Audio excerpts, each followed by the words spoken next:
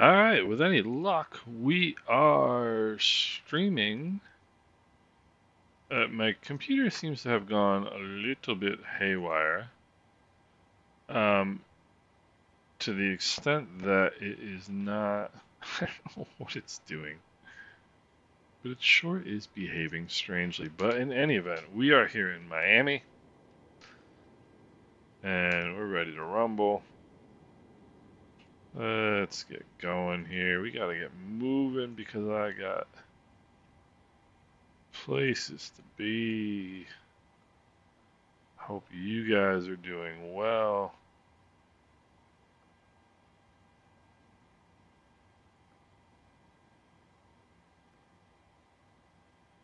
Oh, why do you do this every time? Alright, so let's go over here. Let's get our data from SimBrief. It's been a day. Hey, what's going on, buddy? What's happening? It's been kind of a weird day. It's a day that I expected to have nothing to do and to be able to just fly. And it has turned out to be the opposite. But it's all good. We are here now. And I hope everybody's had a good day so far with Sim Update 15.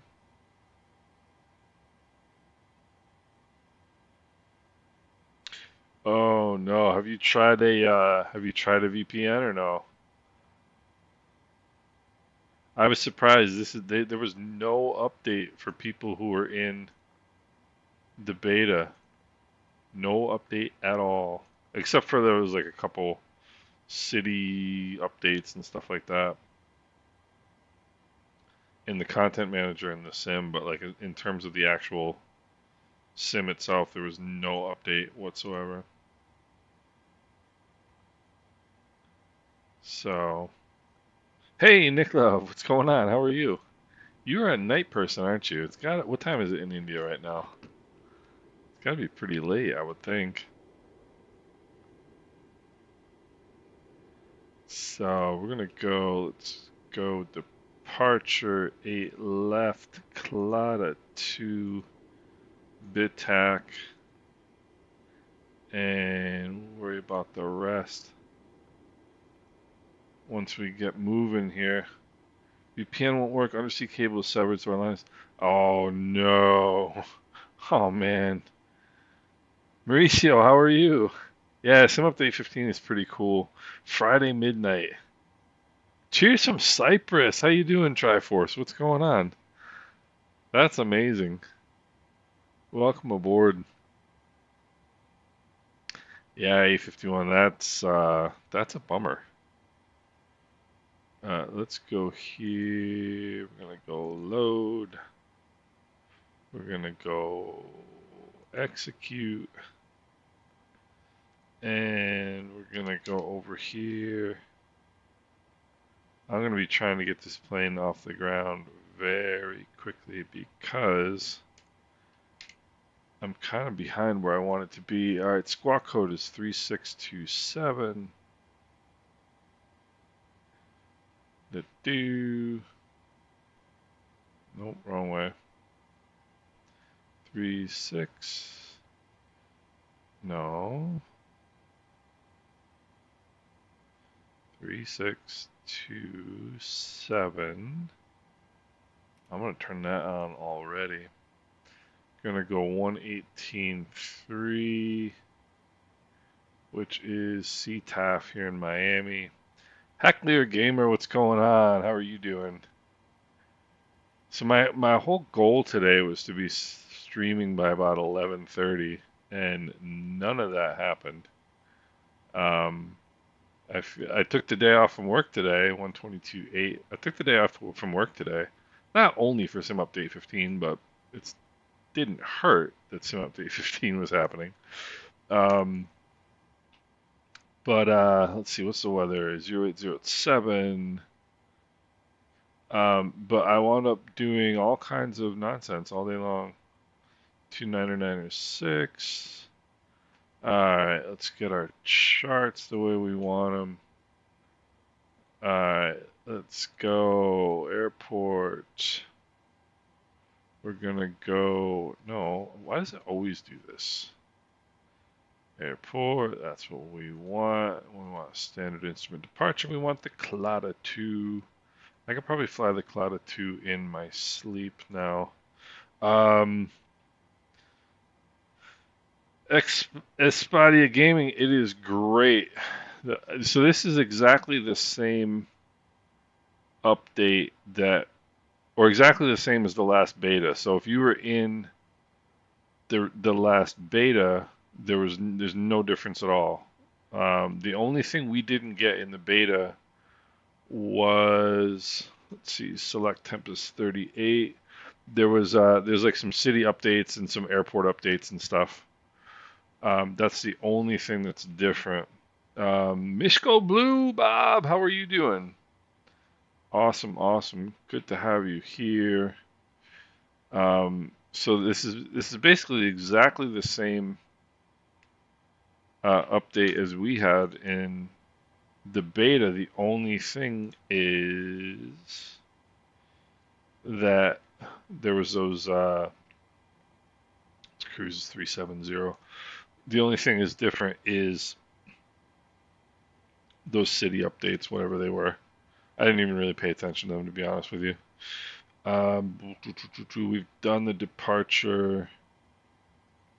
Let's go take off. We're gonna go flaps 5. This is gonna be a hot start here out of Miami because we're in a hurry. I want to get flying. Winds are 080 at 7, and so I'm curious. I haven't really seen anybody's. Hey, Wheels, how you doing, buddy?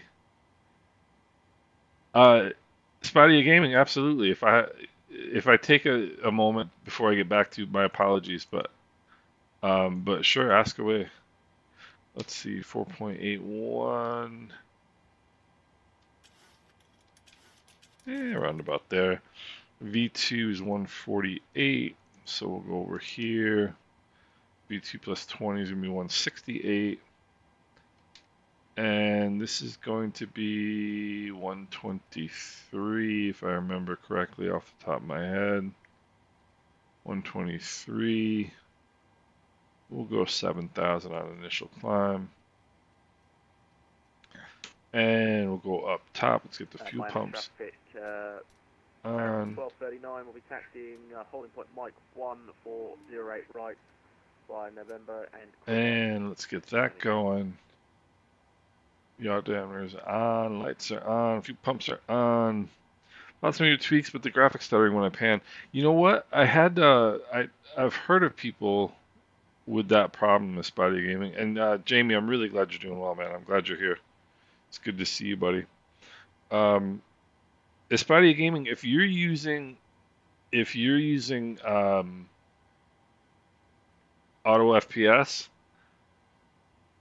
the problem tends to be that people set their FPS target too high. I would try using the automatic function, just let it do it for itself and see what happens. That is typically what goes wrong with that.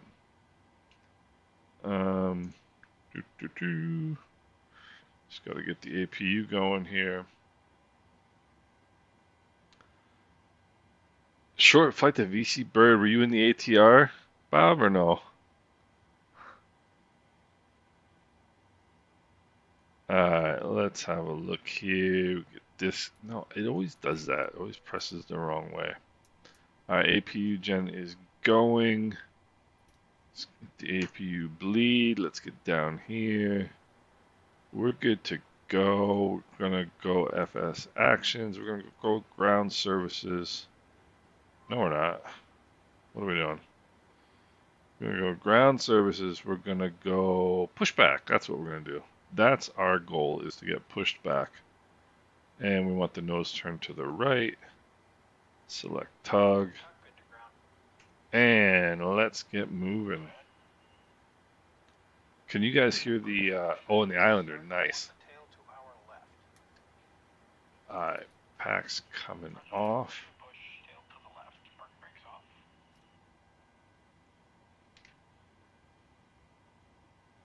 Let's get moving here. Brakes released. There we go. That's what I'm looking for. 25. Alright, this is going to be a hot start, folks. We are people on the move today.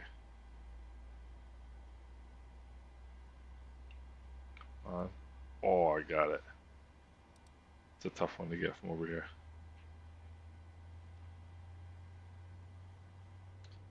I don't think there's anybody around, so I am on Vatsim.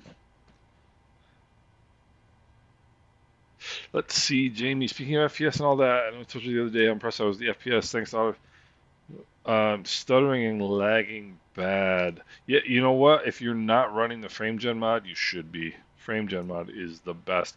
And it's funny that you mentioned that because I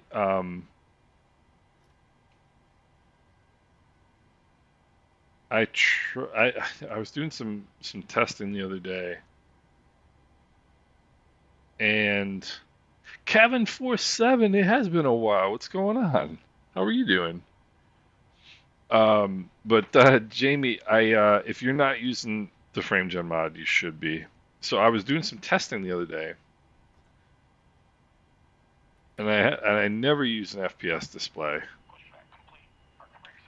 Set the toe brakes, and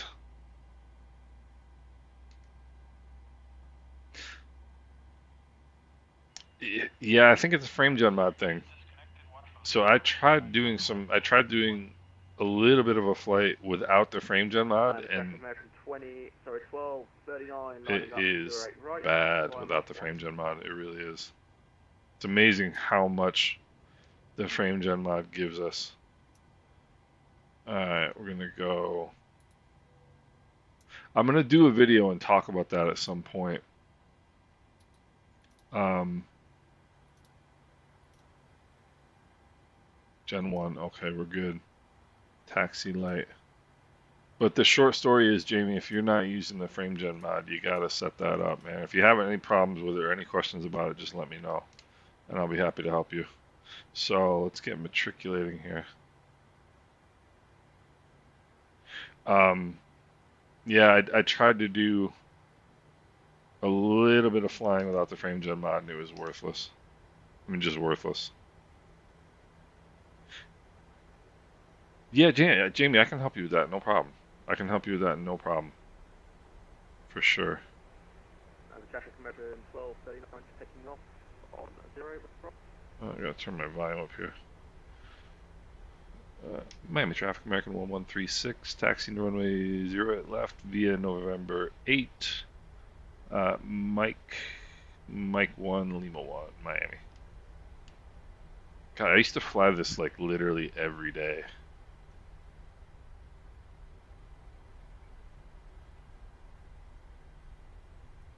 I used to fly this literally every day.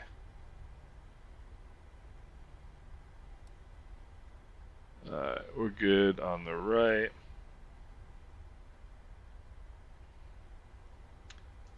And let's see here. Check. There goes my company traffic there. Something weird is happening with my computer. I don't know what it is. All of my taskbar icons are offset by 1. So when I click a taskbar icon, it shows me it opens the program next to it for some reason. I have no idea why. And Triforce to 777 is it's the thing that I'm waiting for. Alright, the other thing I have been having difficulty with lately is getting my head position correct. So first of all, let's get rid of this. Go flaps 5. Let's see. Sorry guys, I'm a little bit behind on the chat. And traffic American 1239, clear runway 08, running through 2100. Dude, Kevin47, it's been such a busy time. I'm glad you're here, man. The last couple of weeks has been so crazy. So I totally get it. And I'm like, this is a total last second, barely got it in quickly kind of thing. Chris Loach, what's going on? How can you get rid of screen tearing and stutters on 28 Super with frame gen? First thing I would do, Logan, is try, if you haven't already, try capping your frame rate at your monitor refresh rate, especially if you have a super fast monitor. Like if you have like a 165 hertz monitor, you're gonna have trouble. Try it at like 120 or 90 or even 60. That's my first suggestion, not knowing anything else. Yeah, and Kevin, so now that Sim Update 15 is finally here, we can all go flying together again, which is really nice. Clouded 2, come on, give me Clouded 2, thank you. Alright. Now we're going downhill. Let's go landing lights. Go.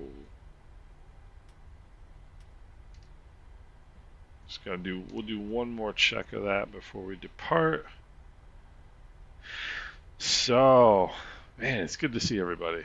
And it's good to be back flying 1520. I'm hoping for Miami traffic, American 1136, holding short runway 8 right at Mike 1. Got incoming traffic here. I don't want this guy to sweat and think, Kevin, I thought about doing that actually. I sincerely thought about it. It's pretty soon, though.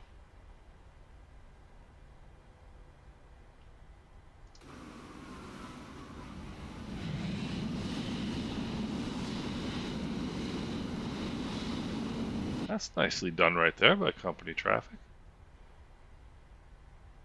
Miami traffic, American 1136, crossing runway 08 right at Mike 1.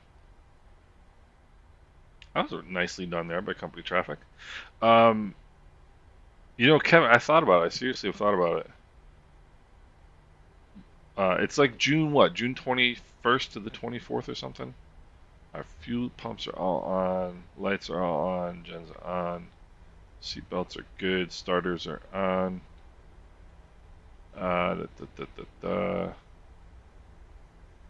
These are all on. Hydraulics are good. Engine starters are good. Alright. I think we're good to go. Miami traffic, American 1136 is clear of runway 8 right. We are departing runway 8 left. Clouded to departure to the southeast, Miami. Alright. Runway 8 left. Heading indicator checks. Let's get ourselves on center line here. Oh, is that looking beautiful? Alright. 50% N1. Engines are stabilized. Toga power is set, although, this is what happens when you're in a hurry. This is what happens when you're in a hurry. Auto throttle, LNAV, VNAV. Why won't LNAV, VNAV engage? Alright, let's try this. Let's cycle the... No. Making a fool of yourself on the internet. LNAV, VNAV, auto throttle. Okay, this is why God created checklists, everybody. Alright, 50% N1. engines are stabilized. Toga power is set.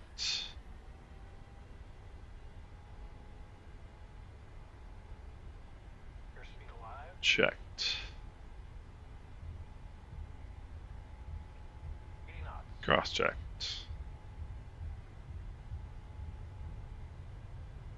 138. Hold center line.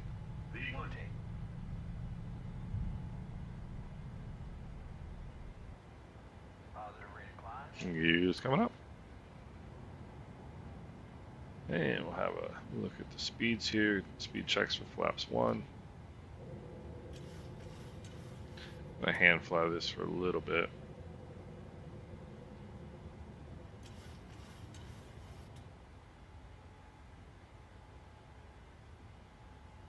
Okay. Do do do do do.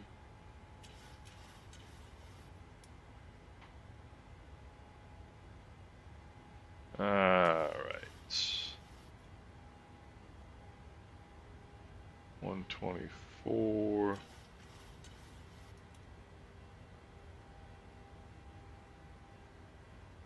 All right, there's our up speed. I'm gonna hand it over to George now. On the VNav engaged. All right. Boy, I just realized the next thing that I forgot. All right, good to go. Brian Crawley, how are you, sir? Yeah, Toga, you nailed it. You nailed it. What is going on here? Look at this. So this is the second scenery anomaly I have noticed since I updated. And I didn't see this in the beta for 3 months, but now I've seen it here. All right, let's go up top. Yeah, I was in a hurry, and one thing that you never ever do in an airplane is hurry. Cabin is pressurizing. All right, speed brake is disarmed. Auto brakes are not set, and there's 7,000. Hello, my name is Mike, and I'm behind the airplane. Let's go flight level 170. We'll go level change mode. So, I am behind the airplane. I am. Look at this.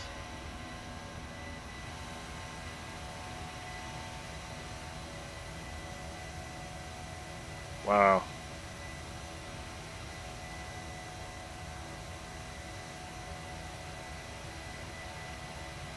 Well, I've been in the beta for 3 months, and I have not seen anything like this. That is bizarre. That is completely bizarre. So, a little bit behind here. Sorry, fellas. Let's go down here. We're going to switch over to Unicom. Nobody needs a last call. There is no such thing. Go legs page here. All right, how are we doing?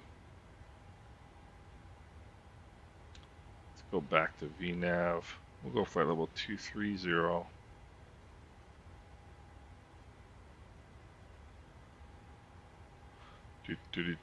Cabin's pressurizing. 370 is set.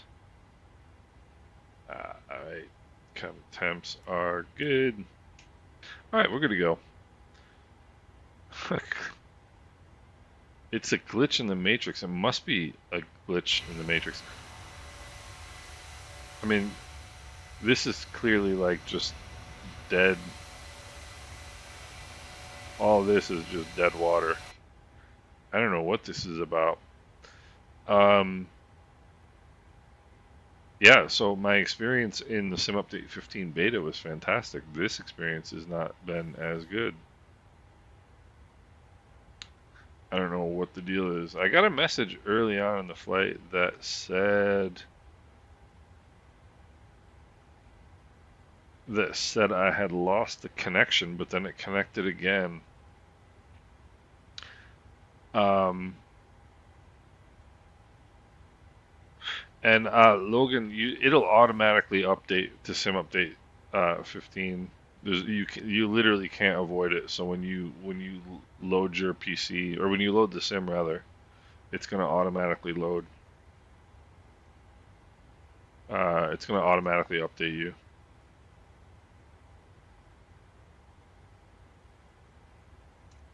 So let's see. Toga caught me. I did not set my RTO on the brake. Plastic surgery went wrong exactly. My frame rate with the PMDG, I really don't know. Triforce, it's like on the ground in Miami with mostly ultra settings. It's like 30, low 30s, 32, 34. But without the frame gen mod, it's gibberish. So where is this? Let's get a look here.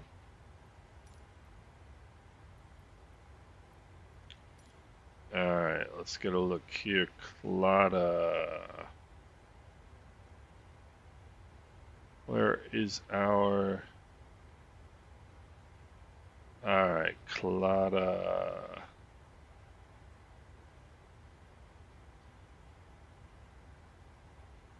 Jamacabola Clada. We're looking at 21.5 fuel on board. We're just short. We've got 21.8, so that's good. 16,000 climbing 230. Let's go.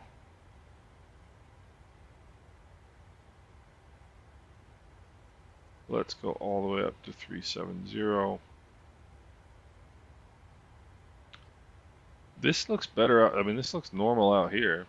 That's what the Bahamas looks like. That was weird. Yeah, Kevin, I don't know what that's about. They did have the same issue, but the thing is, like, there shouldn't be any difference because I literally I thought there would be at least some kind of download for some update 15 beta users. There was nothing. There was no download at all. It just loaded completely normally today. The only thing I had to do was to load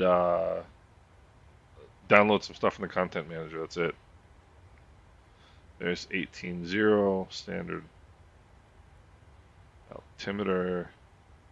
You can come off of the seatbelt signs, obviously, at this point. Landing lights I could have turned off a long time ago. Alright. Let's see what else I forgot. But yeah, I was just trying to get off the ground quick. And I did, but I forgot a whole bunch of stuff. So, Medley is next up. Brian, I did do that. I did.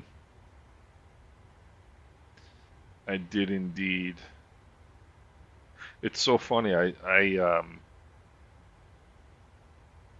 mess around with stuff so much with testing. I literally have to go back to my own videos and watch my videos to see what my settings were and all that stuff. Because I experiment so much, I can't really keep track of it. You know, it's crazy.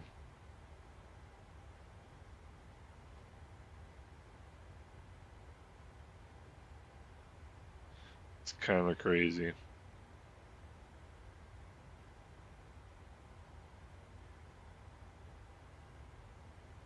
Yeah, I'm not kidding. I watch my own videos. Let's see here. What do we have? We have my Sim Update 15 release date videos, or release day video, has gone local. I seriously didn't think it was going to get that much play. 229. Man, I was hoping for a good tailwind today, but we haven't got that. So careful if you have headphones on, be careful. I'm about to go in the outside view. It's really loud. Actually, you know what I can do? I can turn down the the audio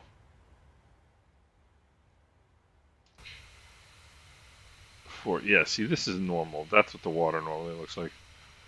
The engines, the audio for the engines on this PMDG 737 are so loud. I love them, but like when you switch from the internal view to the external view, it's like it's a pop.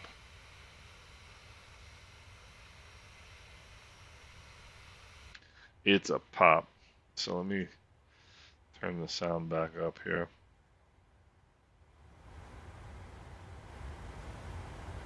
Tell me if the airplane sounds are too loud.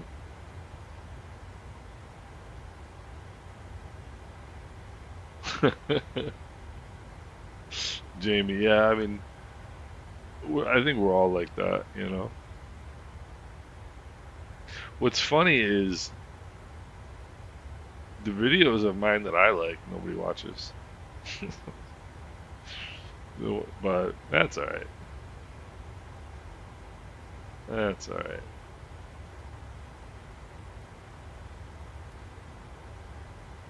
Okay.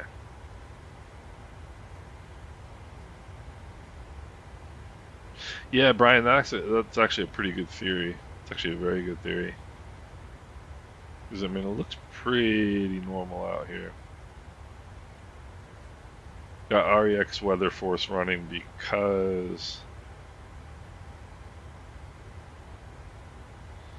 um, because it's just better than sim weather. I don't know why. Some days the sim weather is awesome, and then some days the sim weather is non-existent.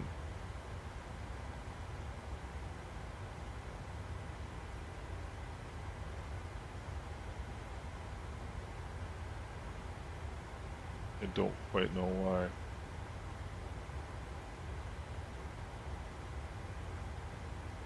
I always like having the big picture over here on the left side.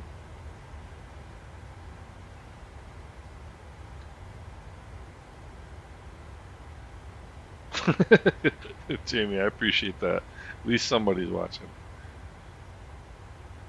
You know, the thing, I mean, I guess it's it's a blessing with this sim. There's so much that I want to do and so much that I want to be doing, but I just don't really have the time. I was watching some stuff with the Beach 18, and man, what a fun plane to fly! It's such a fun plane to fly, and I really want to learn it, but I don't have time. I mean, there's some stuff I need to kind of get figured out. And then there's some other things that I haven't even started yet that I want to get working on. Namely the Beach Duke, and what a cool plane that is. Oh my gosh. So the cable, I got a wireless. This tells you where my priorities are. About maybe 4 or 5 years ago, I got a nice wireless headset, Sennheiser wireless headset for work, and I was going to use it to dictate so I didn't have to type so much because I type all day long and my hands get tired. And so I got this dictation program. I got this nice wireless headset, and then I got a wired headset for my sim computer. And hey, Triforce, thanks for dropping in. Appreciate it. Awesome, man. Take care. Have a good night. And so then I got a wired headset for my sim computer that was not, you know, like a decent quality, but nothing special. And I'm using the wireless headset for my sim computer, and I'm using the cheaper wired headset for my work computer because simming is more important. All right, medley. Let's get over here and we'll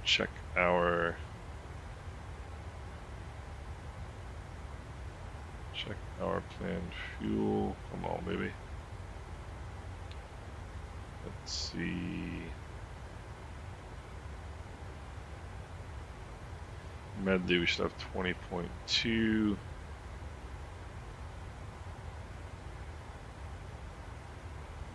Wind information. Top climb. 350 at 19. Winds are light all the way down. I was hoping for some a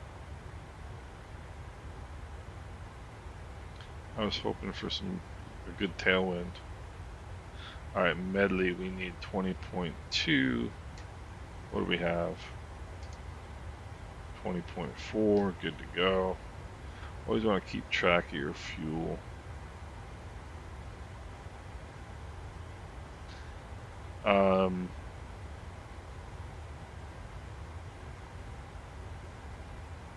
And we usually hit top of climb right at Nassau, which looks like it'll be just about the case today. What are we, 60 nautical miles from Vitek? So, settling in. Not the problem, look. Yeah, LOD of 400 is pretty high. That should have been my first suggestion. I do try Espada, try doing instead of 200, set it at 205. Because if you set it just above or just below an even number, it seems to work better. We'll try it at 205. See if the FMC's going to tell me I have insufficient fuel. You can do it that way too. Yeah, this is looking much, much better. This is looking much, much better. Yeah, 205. Give it a shot. That's what I have mine set to. Take a look up top. Fuel temps are fine. These are gonna be coming off relatively soon.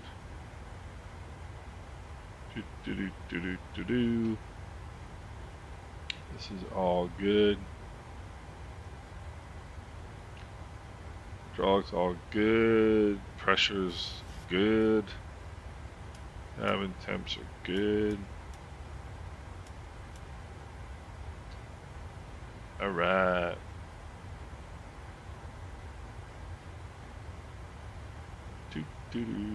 Cool. Yeah, I'm still running DLA. DLA is the way to go.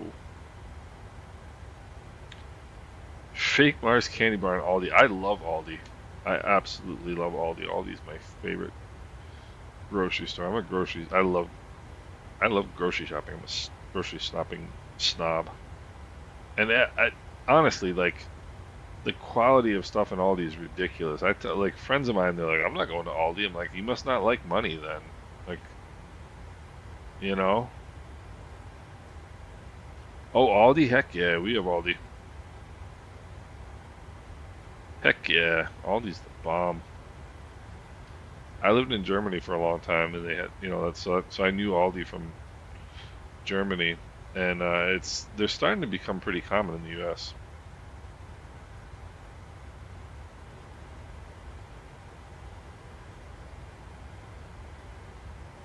Aldi is fantastic. Alright, let's see what Volanta is telling me here. What kind of traffic do we have? None. There is literally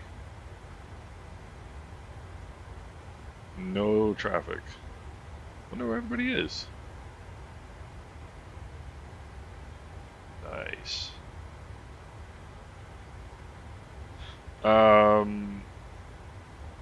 Heckler Games, you asking what? Oh, what city in Germany did I live in? I lived in Hamburg and I lived in Berlin.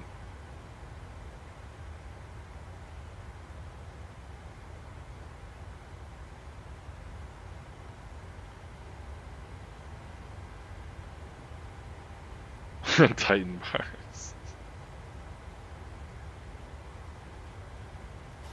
Yeah, so it's the only thing LOD does. It just, I mean, this is.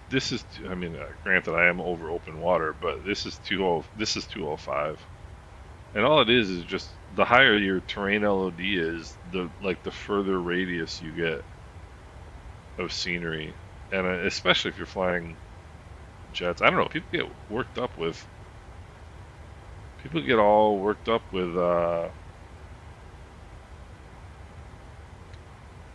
TLOD. I don't know why. You see people, they're like, I can tell the difference. I can't tell the difference. Whatever. I don't know. How cool is this?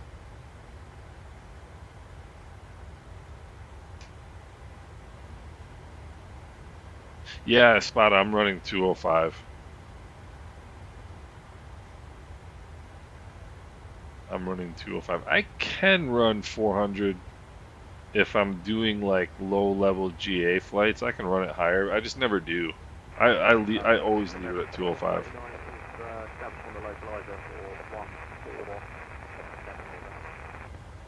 No way, you're in Berlin.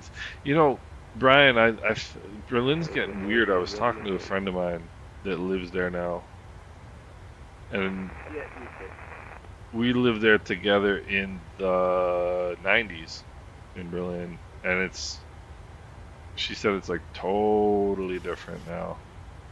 Completely different. Hey Kenneth, what's going on? Sim update's good so far. There was a little kind of graphical weirdness when we were coming out of Miami, but other than that, it seems to have resolved itself. But yeah, it's running very well. And there is Nassau, and we are coming up on top of climb. And there is BitTac, 19.3, 19.5. We are good to go. Yeah, it was still divided when you were there. You know, it's funny when you talk to I always find it weird when you talk to like 25-year-olds and they have no idea like that we even had a Cold War. You know? Like, I mean, I still remember I remember watching the wall come down on TV when I was like 14, you know? And we're still getting this weird tiling out here. I don't know what it is. I don't know why that's going on. Solo Wing, what's going on, matey? How you doing? UN, what's going on? How are you? For some reason, I thought this was like a 2 hour and 20-minute flight. I think the last time I did it, I had like a 90 knot tailwind. It made it a lot faster. But that's all right. Let's see, we're just coming up on top of climb now, and ACARS is telling me 1:51, 1 hour 51 minutes to go. That's not bad. It's pretty rare that I actually sit here. UN, I'm doing really well. I'm doing very well. Brian, November 9th is it's interesting. November 9th is a very big day in German history. There's so many big things happened on November 9th. A lot of them not good things. Let me see. I'm gonna have to Google.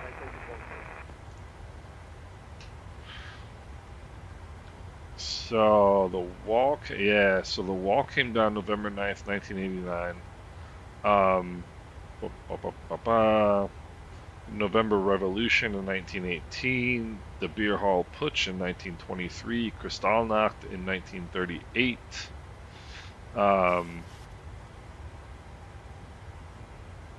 Yeah, there's all kinds of often bad things happen on November 9th in Germany. So we're hitting top of climb just past Nassau today.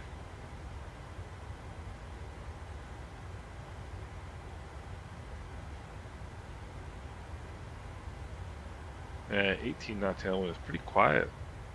Otherwise, yeah, look at this. I've been on some update 18 or some update 15 for 3 months, and I've not seen any of this. But it's probably something to do with everybody being on and people loading and everything else. So Haggett is 393 nautical miles out.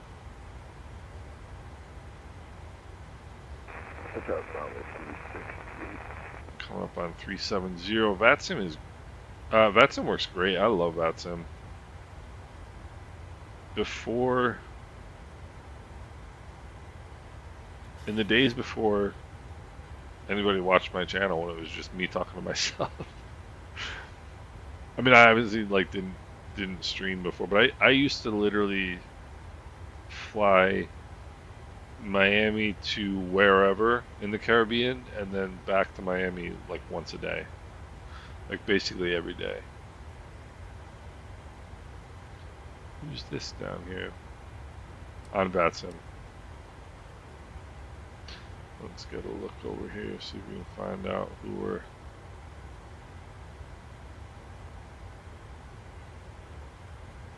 And this is what I like about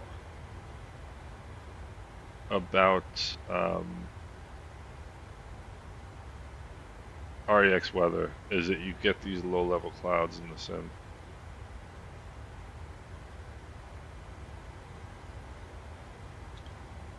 So Bombasso, what's going on? So we've got, well, he's what, 40 miles off to the right. That's got to be.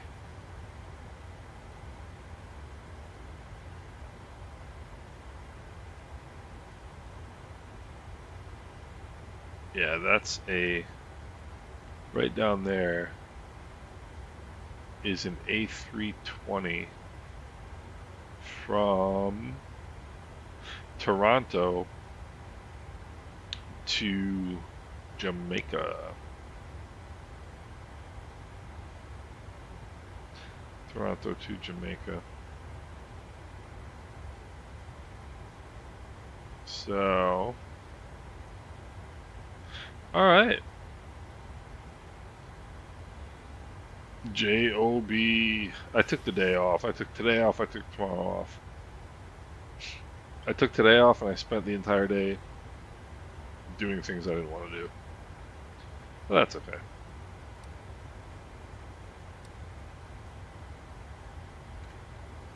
373 to Haggett. We'll be in Haggett in 30. So what? About 45 minutes.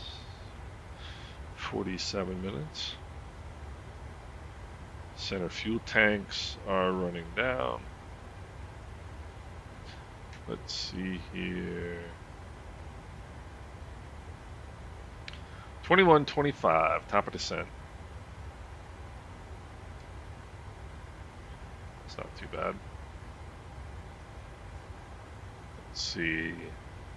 ACAR says we have 147 to go. Hour 47 to go, that is. It's about right. That would mean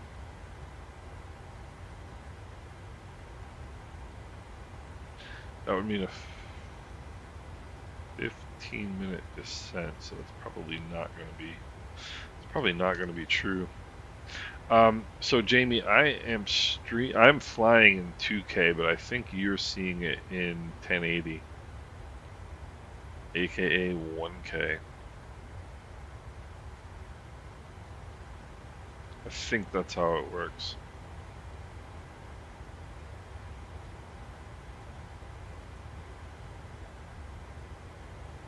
So, and I just realized I have not picked my approach. That's going to be easy. Let's have a look at our arrival weather.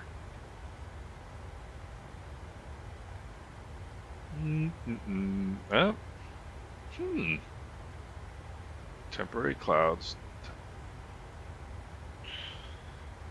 Temperature dew point spread is 5, so Hmm, that's at least a little bit interesting.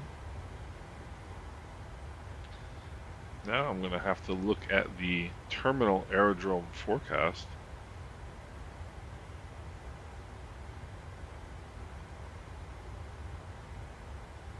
and see what the weather is calling for down in Miami. I want to get somehow. So I need to figure out how to set up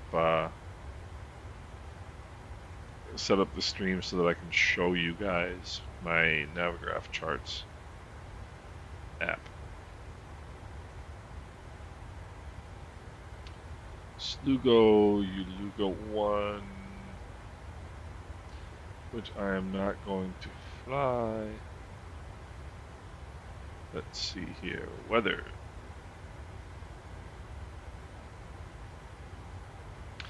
Weather. What? It's IFR right now in Princess Juliana. What time is it right now? 1955 Zulu.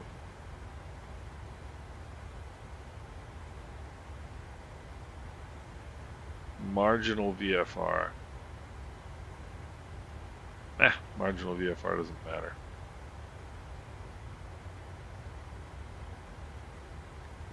Marginal VFR doesn't really matter.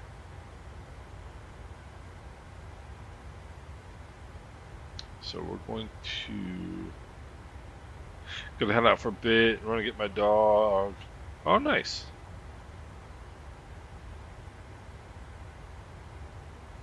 Cool. Yeah, Jamie, I'm probably not going to be on Discord after, only because I'm going to.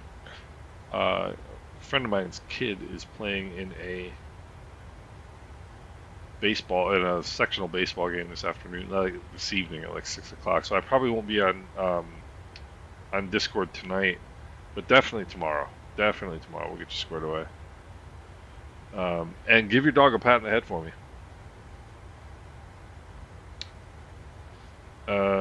Yeah, Brian, I have the in-game. As a matter of fact, that's a silly question, right? I do have the in-game app. The only thing is when I'm using the frame gen mod, you know how it's like kind of jittery. But I do, especially when I'm not moving my head. It is all good. So where are we? Here we go. So we are going to go. We're going to go RNAV 10 Slugo.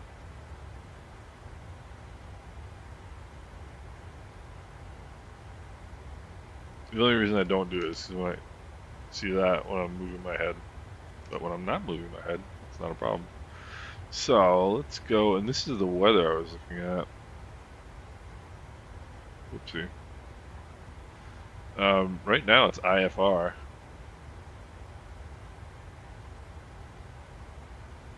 But it's IFR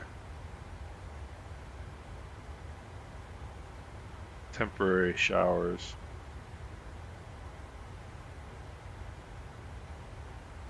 Let's have a look here at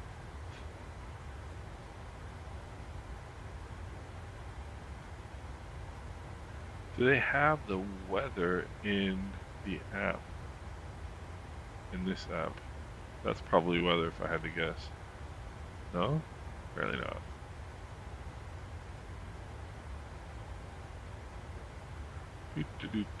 Apparently they don't have the weather in the in-game app. Okay. Anyway. AZR Gaming, what's going on? It is. I have a 12,700K and a 3080 Ti with 32 gigabytes of RAM, and everything is stock. I don't overclock anything. Minimums are 700 feet. Yeah, that's good enough.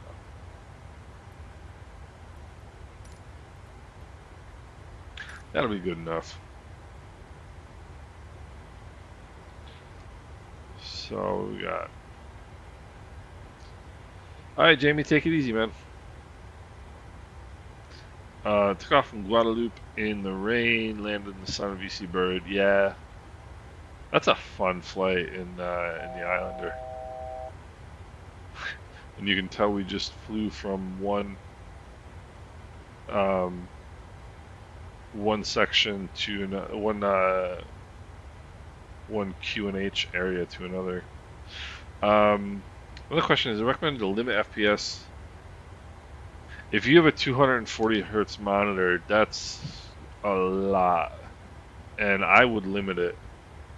Um, if you're not getting a spot, if you're not getting any, if you're not having any problems, if you're not having any tearing or any stuttering or anything, then just leave it. Don't worry about it. If you are having stuttering or any sort of tearing or kind of stuff like that, then I would limit it. And at that, I mean, 240, I would limit it. I would start at like 120. Yeah, I mean, Espada, I think limiting it at 60 is a perfectly good idea. I really do. So I have a 60 hertz monitor, and I have mine set to 60, and I don't need any more than that. I mean, this is perfectly fine. Um, yes, AZR, I use the Tobii Eye Tracker 5, and it's good stuff. Really, really good.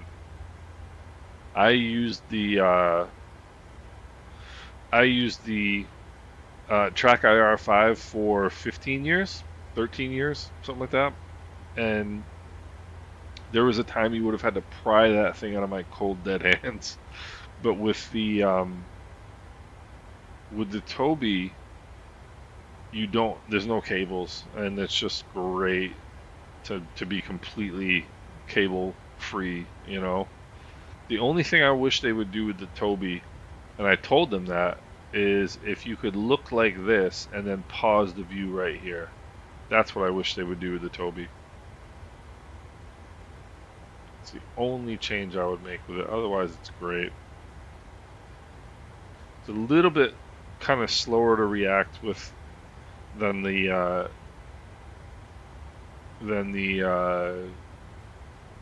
Track IR. The Track IR is immediate. The Tobii is it's a tiny bit. I don't want to say laggy because that makes it sound bad. But it's not immediate like the Track IR 5 was. But the other plus for the Tobii is that you can have light behind you. Like if you have a window behind you, if you're in a bright room, it doesn't make any difference. And with the with the Track IR 5, you had to um, you had to have either a dark room or you couldn't have windows behind you, stuff like that. So Tobii Eye Tracker 5 is great.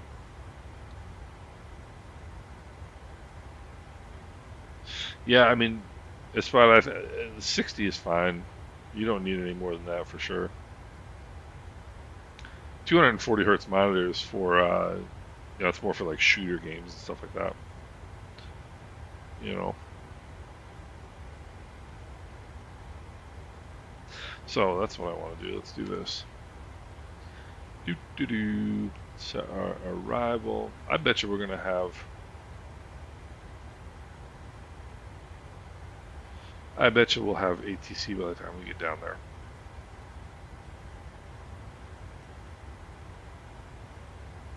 Slugo, and then let's go legs page. Slugo, Laki, Lessor, Mapan. Runway 10. I literally have this route memorized. Alright, we'll go 37 times 3 is what? 74,111. Alright, so that's our approximate top of descent. 25 miles. 15 miles.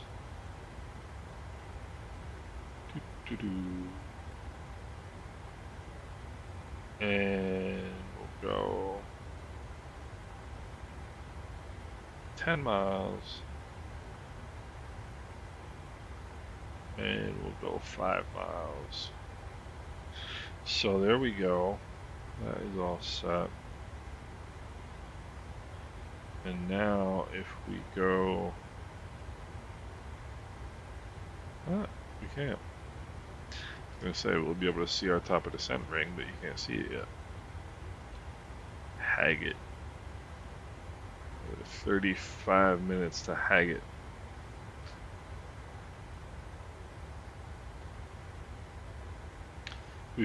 We were flying back from Princess Juliana to Miami one time. I only fly on American Airlines in real life, and they do out and backs. They don't stay overnight. So, and we're coming up. Turks will be up in a little bit. And this is a funny story. So we're waiting at Princess Juliana Airport, and the departure time is getting really close, and the flight crew is standing inside the terminal. That's never a good sign. And so we're kind of watching it. And I walk over and I'm listening to like eavesdropping on the captain, listening to him talk to the cabin crew and the ground staff and whatever. They had flown down. It was a 737. They had flown down from. No, it must have been an Airbus because it was Charlotte. But anyway, the ground staff at Princess Juliana had gone to put the stairs up to the side of the plane and smashed the stairs into the door and broke the door of the airplane. And American Airlines had no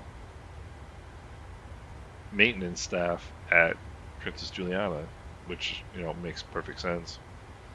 And so we all got an extra overnight in Princess Juliana in St. Maarten as they flew another plane down. And I love those clouds. That looks great. So they overnighted us again in St. Maarten, and they had to fly a new plane down the next day. And we were going to our hotel, and who did we get in the elevator with but the captain? And he's got his captain's uniform on. And I said, "Hey, what's going on? How you doing?" Etc. And he told us that he had flown down with nothing, like no change of clothes, no toothbrush, nothing, because he was expecting to be home the same day. And yeah, so he so he had to overnight in St. Maarten with nothing to wear. It was hysterical. And I tried to talk him into letting me. They had in order to get the plane back to Miami, they had to fly it at 10,000 feet, unpressurized, because the door was broken. So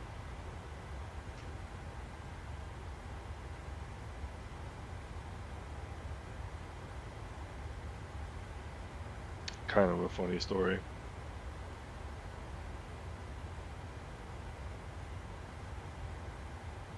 Yeah, 21:53.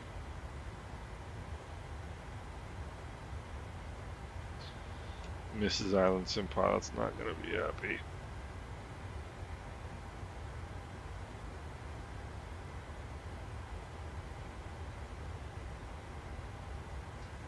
Cars is saying 21:43.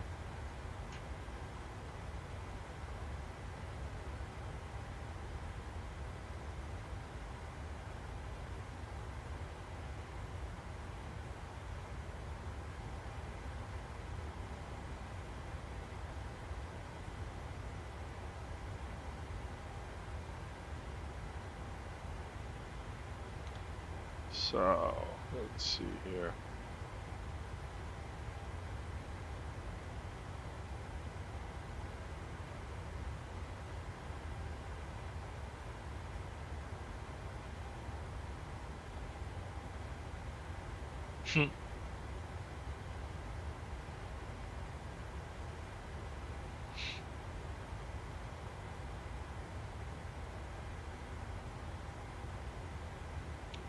Nice, wow, that's great. Is that where you're from, Singapore, or you just that just happens to be where you decided to fly?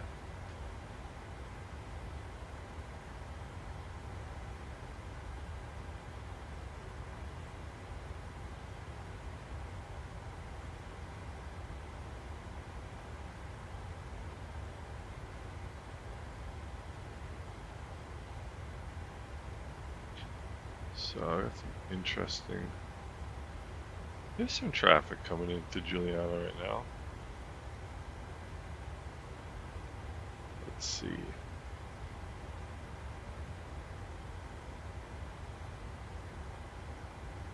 I have flown 27 home airport Singapore. Nice. I've heard some really nice things about Singapore.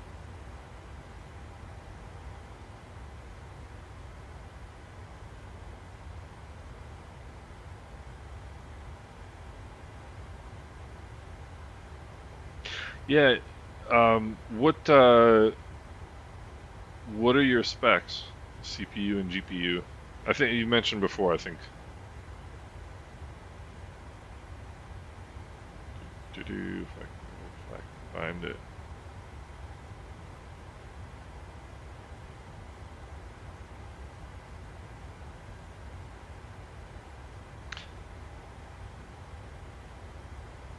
That's great, man. I'm glad to hear that. Oh, Brian, yeah, that was. That's why they say don't take. Yeah, okay, yeah, that's a nice setup. That's a nice setup, Espada. Um, Brian, you're right. You're absolutely right.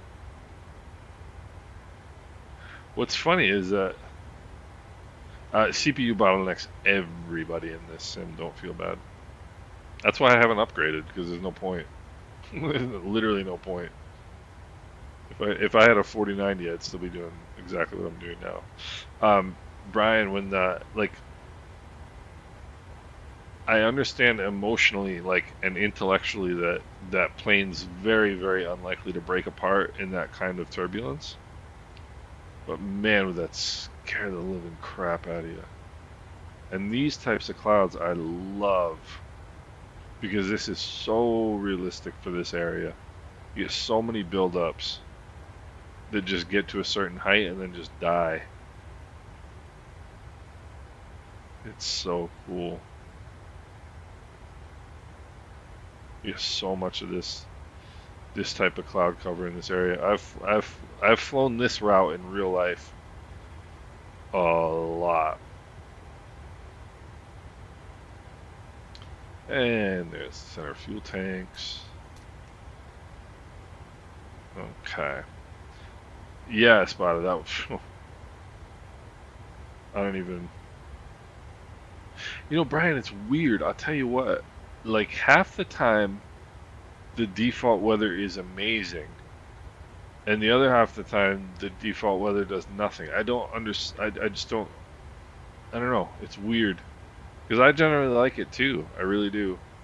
When the default weather is good, it is great. It's really good. And that's another one of the cool things about this sim is just like one last thing you have to buy, you know?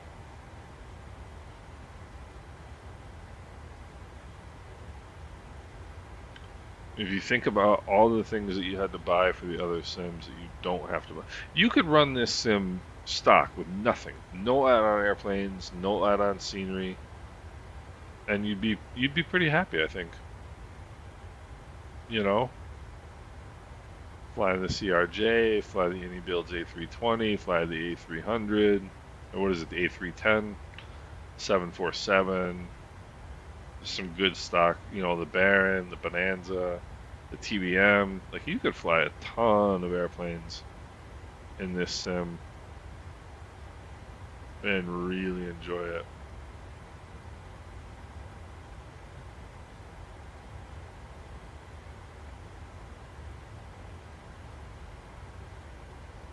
I haven't. Oh, check that out.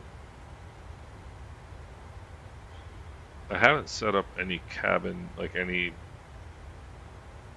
seats, like seat views, like wing view or anything in this plane. I really should.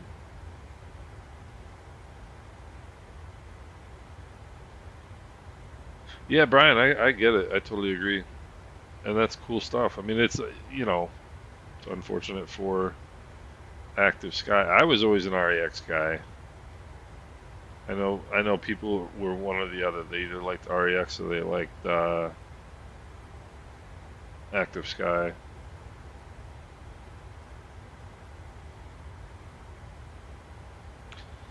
But yeah, the only reason I bought REX Weather Force for this sim is because you can try it, Espada. You can try it. It's not gonna hurt. And if that doesn't, and try 90. Try the middle. Try the midpoint. But Brian, the other thing, the only reason I bought REX for Microsoft Flight Simulator is because for a long time there was no weather over open water, like none. And seeing as I spend 90% of my time flying over open water, it got pretty boring. So that's the only reason I bought it. And I think REX Weather Force is great. It's really good.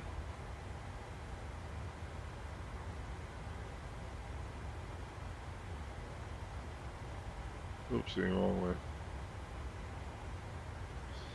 Alright, coming up on the Turks and Caicos. Don't know if we're going to see anything.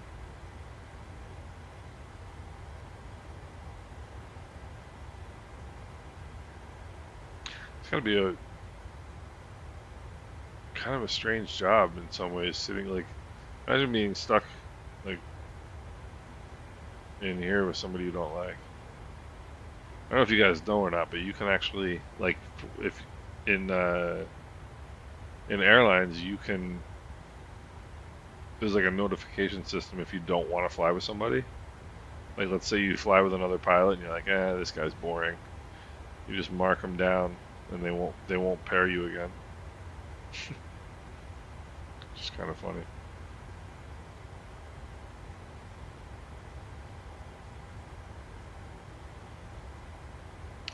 So here we go. There's the top of descent ring coming in.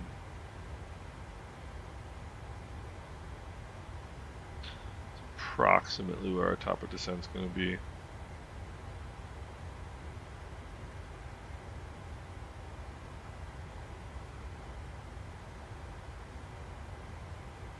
Let's see here.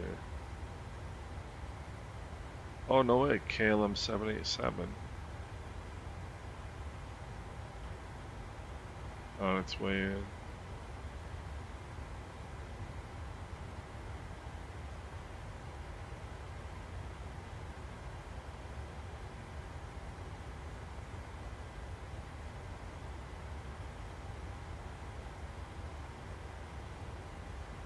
Hmm.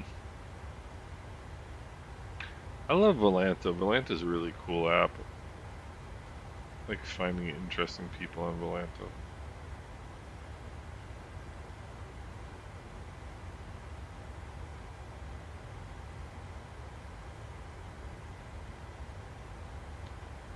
Wow.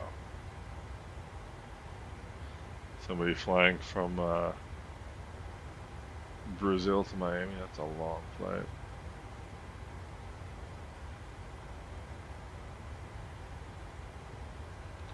There doesn't seem to be a whole lot of flying going on. I mean, Europe's relatively busy, but not super busy.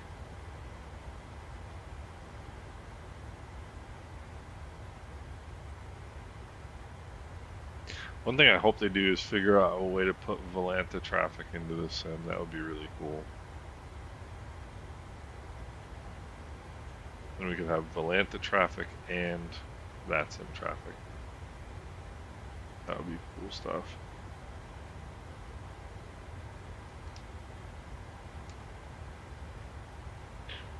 So, coming up closer on Turks and Caicos. I don't think we're going to see the Turks and Caicos.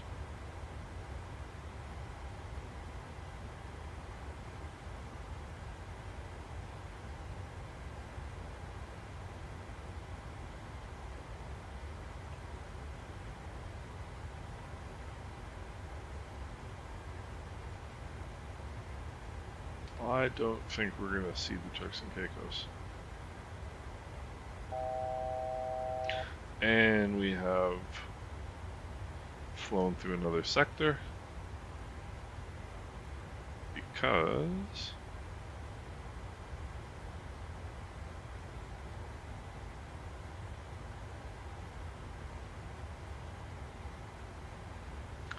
let's see.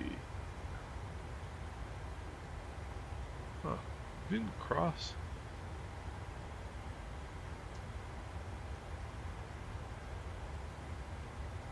Yeah, you can see the water. Look at that. Look how some serious white caps down there. See that?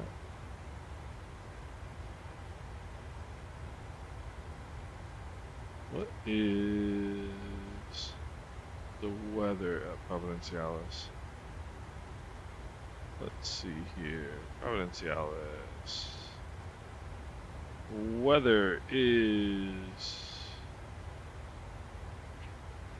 050 at 5 knots. Not exactly blowing too hard.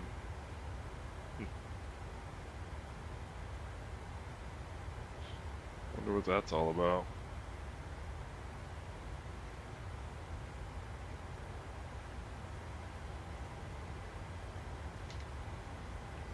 Let's see here.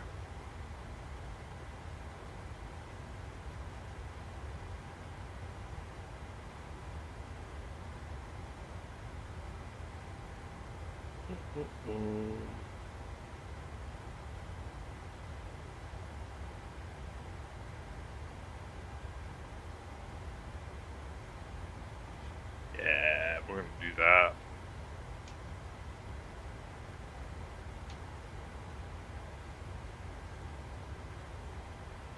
Gonna save some fuel, hopefully save some time.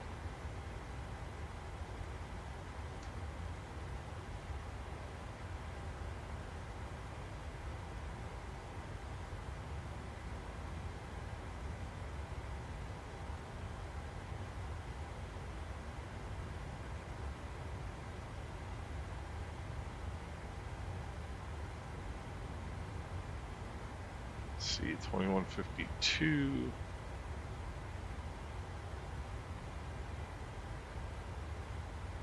Do do do. Alright, let's see what that does.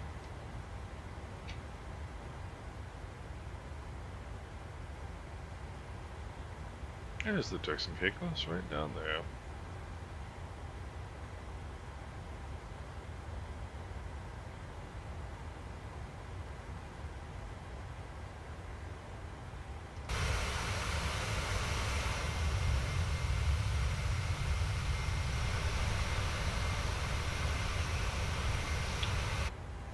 Cool, Brian. Thanks for stopping in. I appreciate it, man. I really do. Hope you have a good rest of your day.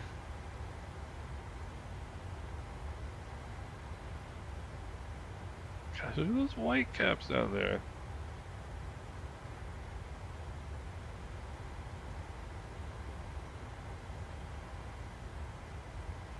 Yeah, buddy. Brian, absolutely. I need to get more active on there. Some days I can't. I just don't have the time to get on, but I try. It's great to see how many people are on there and how active everybody is. It's awesome. But anyway, take care, man. Hope you have a good rest of your afternoon or evening or wherever you are.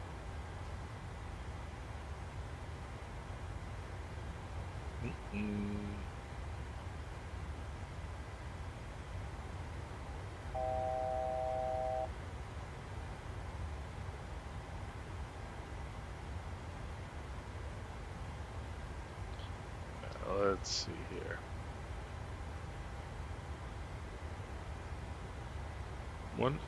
Evening here in the UK. It is, what is it, about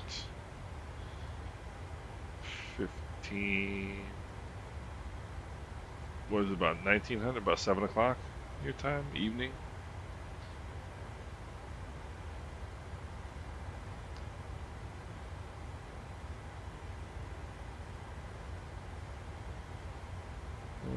Okay, let's see here.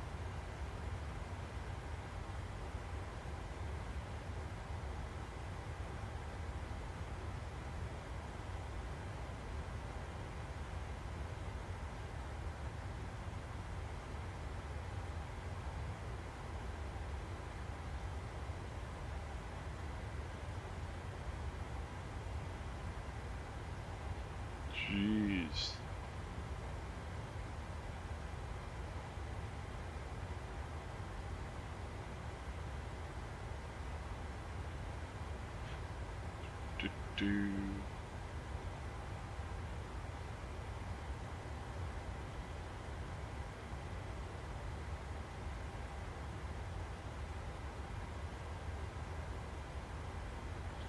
7,801 subscribers on YouTube.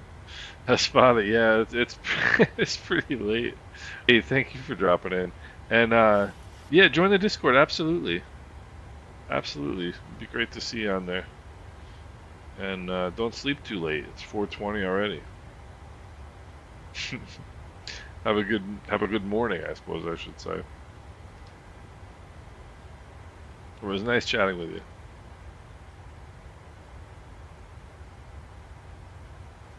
So,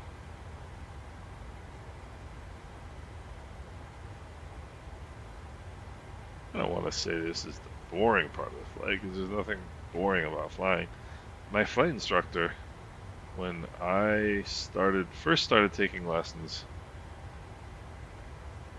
I think everybody's got the idea of like, hey, thanks a lot, I appreciate it, Spada. Be well. I think everybody's got the idea when they start taking flying lessons that like, oh, I'm gonna fly long flights, fly all over the place. And 2125, how did I get that wrong? Oh wait, it's 19, it's 60. You're right. It is 2025, 2125, 5 hours ahead. I don't know where I got.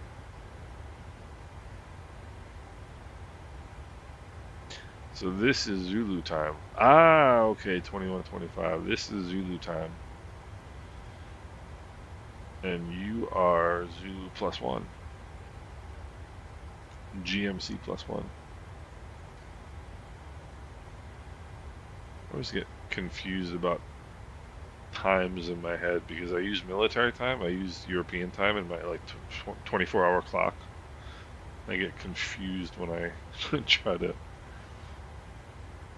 try to convert like 3 p.m. to 1500 and then add whatever for Europe or for UK. But anyway, my flight instructor told me very early on, he said that the fun thing about flying is going up and coming down. So the rest of it's pretty boring. And he was sort of right. I don't think it's that boring, but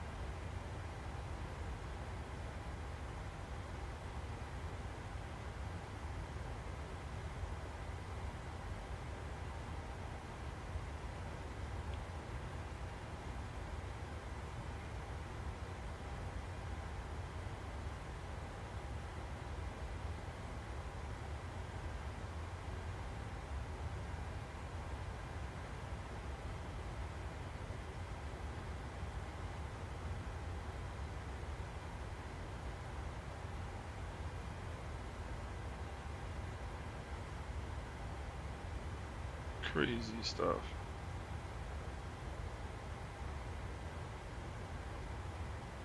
I'm sitting here staring at YouTube viewer data.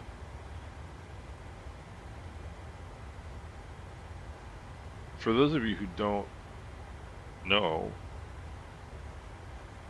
once you get over 1,000 subscribers, YouTube gives you some crazy detailed viewer statistics. It's really pretty interesting, actually. You can, all the kinds of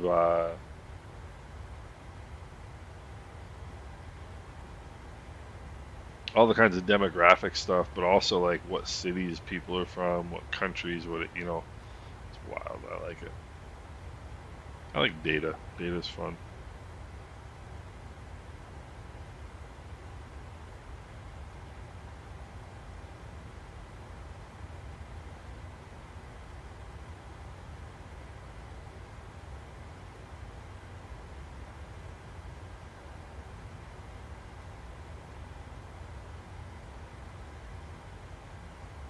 Hmm.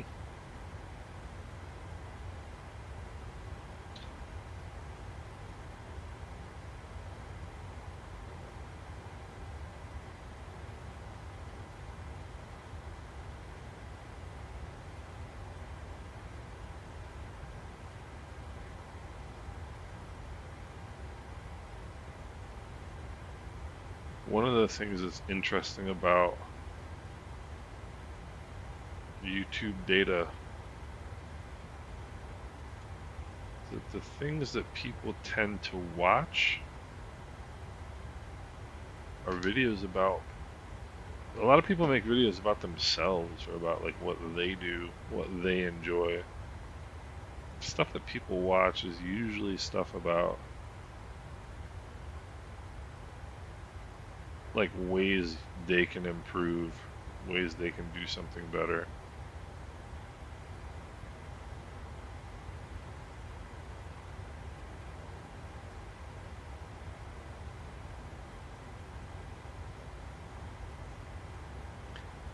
So that is,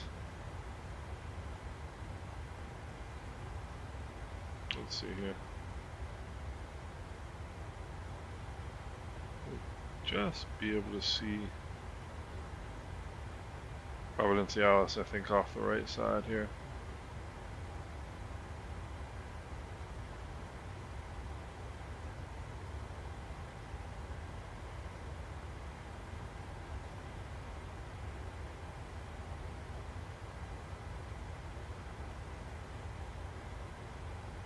So part of the reason I'm doing this flight is because I'm flying for American Virtual Airlines, and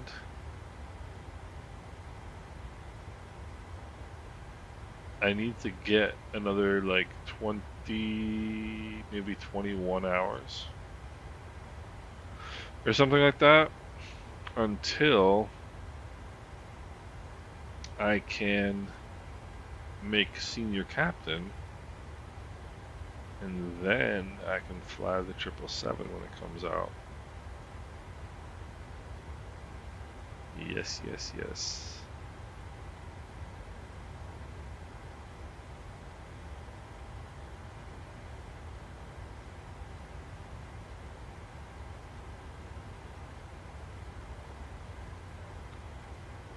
Yes, yes, yes.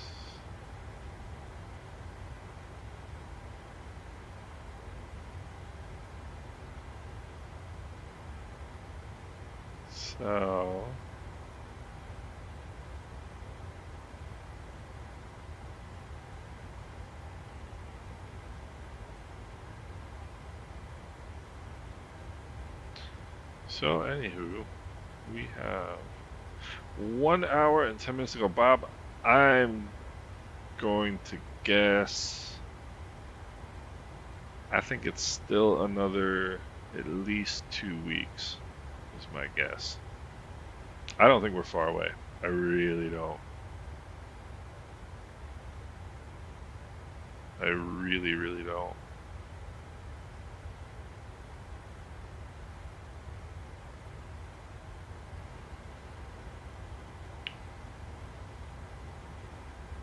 Yeah, that plane is that plane is gonna sell like hot cakes. My gosh, they're gonna sell a zillion copies of that airplane, and deservedly so. It's gonna be an amazing plane. But I think we're really, really close for the 777. I think we're really, really close.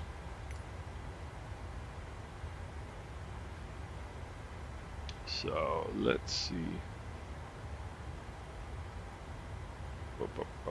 We want.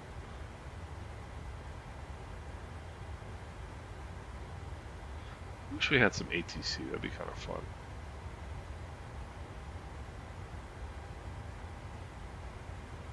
But we don't. Let's see here. Let's see what the weather is looking like. There we go, VFR. Temporary rain, various showers, east, southeast, south, east, south. So basically there's showers east, southeast, southeast, south, west, and north, which as far as I can tell is everywhere. 1,573 hours of the 737-8. That's amazing. Heck there. That's amazing. I've probably got if I had to guess, I'd say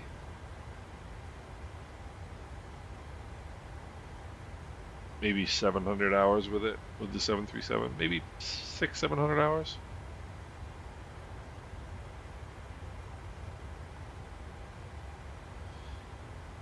It's a great plane. It's a really great plane. And the 777, I've started watching like old setup videos. Yeah, right, Jamie. um, I've started watching like the cold and dark start videos um, from uh, from prepared, like from 2013 when the apparently the 777 for prepared came out. And Brian, by the way, I just noticed that you have joined as a channel member today. So thank you so much. I really appreciate that. And if you're in the Discord, there's a members only section for the Discord. So let me know if you are on Discord. Let me know what your Discord name is, and I'll make sure you're added to the members section on Discord. And welcome aboard. Thanks a lot. I really appreciate the support. And I know everybody says that, but I genuinely mean it because um, I put a lot of time into doing this, and it's I appreciate when I get good feedback, and I consider members great feedback. So thanks, man. I appreciate that. Um, A320 10 hours. I have about uh, I have about 45 minutes in the A320, and I couldn't figure out how to fly it. Ay, ay, ay. But so this is definitely now a pretty strong overcast. So now this is starting to get my attention. So Haggett, let's look at what I appreciate that, Hackler. I really do. It's it's funny because what am I looking for? Haggett, 14.6, 15.1. So we're doing better on fuel than predicted. Um, you believe it or not, we do get like you can get some nasty feedback sometimes from people, and it sucks. And but all the good feedback makes it worthwhile. It really does.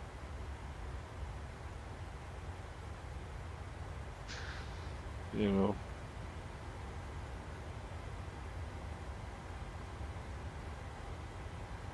1,573. Can you filter in this? You must be able to filter in the logbook in the sim. Never tried doing it actually. Oh boy. Look at that pressure. We're just up in the bottom of the red. Cabin altitude is 80 what? 8,400 feet, 8,500 feet.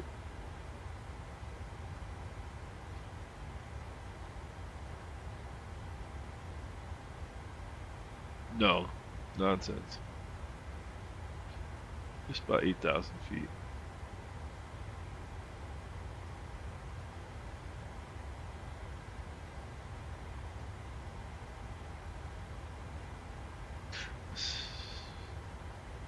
Yeah. Hmm.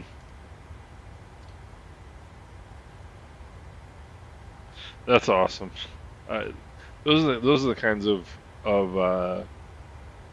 things that make it worthwhile to me, you know. Because it's funny, like I still make stuff, and like I'll make a video, and I'll be like, is anybody gonna watch this? Or like I'm paranoid that I forget something, like that I forget something important, and it happens. You know, like you forget a step or you forget a setting or whatever.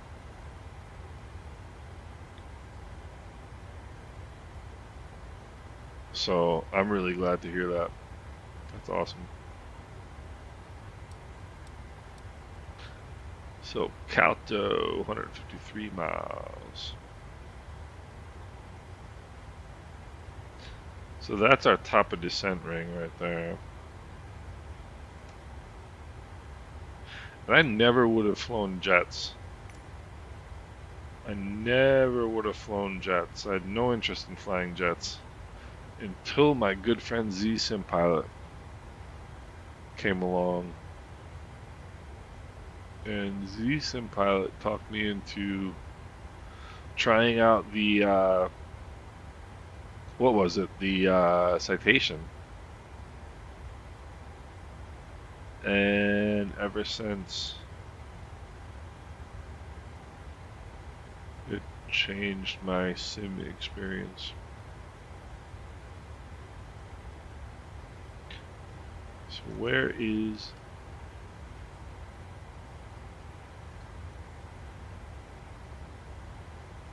So San Juan approach is on, but they are going to be...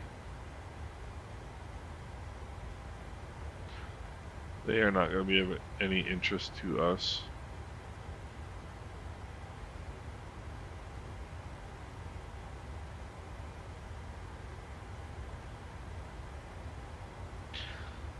But that's alright. So RNAV 1, 2.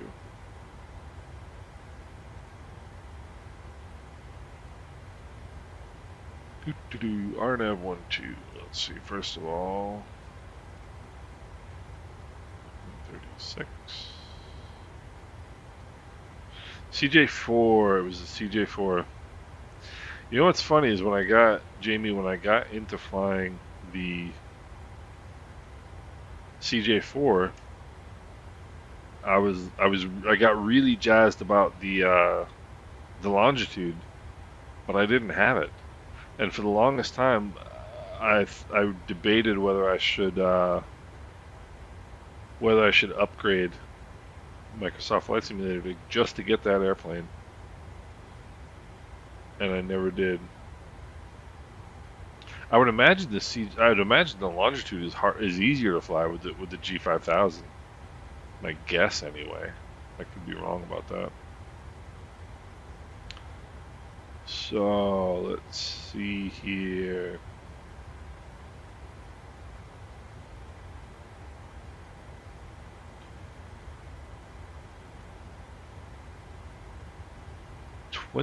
June 2020.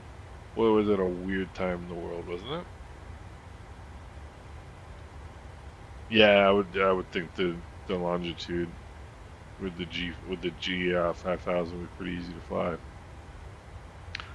All right, Arna. Final approach course. I got nothing else to do, so I may as well just start setting this up. All right, 096 Lessor 1700.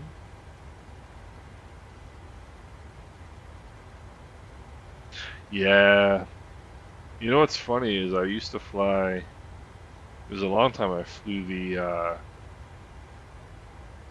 TBM, and I loved the TBM, but I flew it before I flew it. I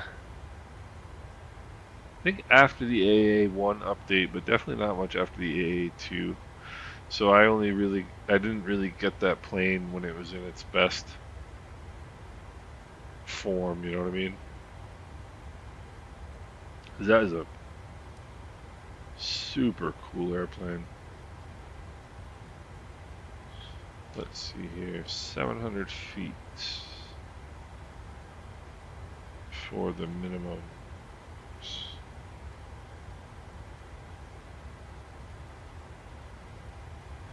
did some flights like into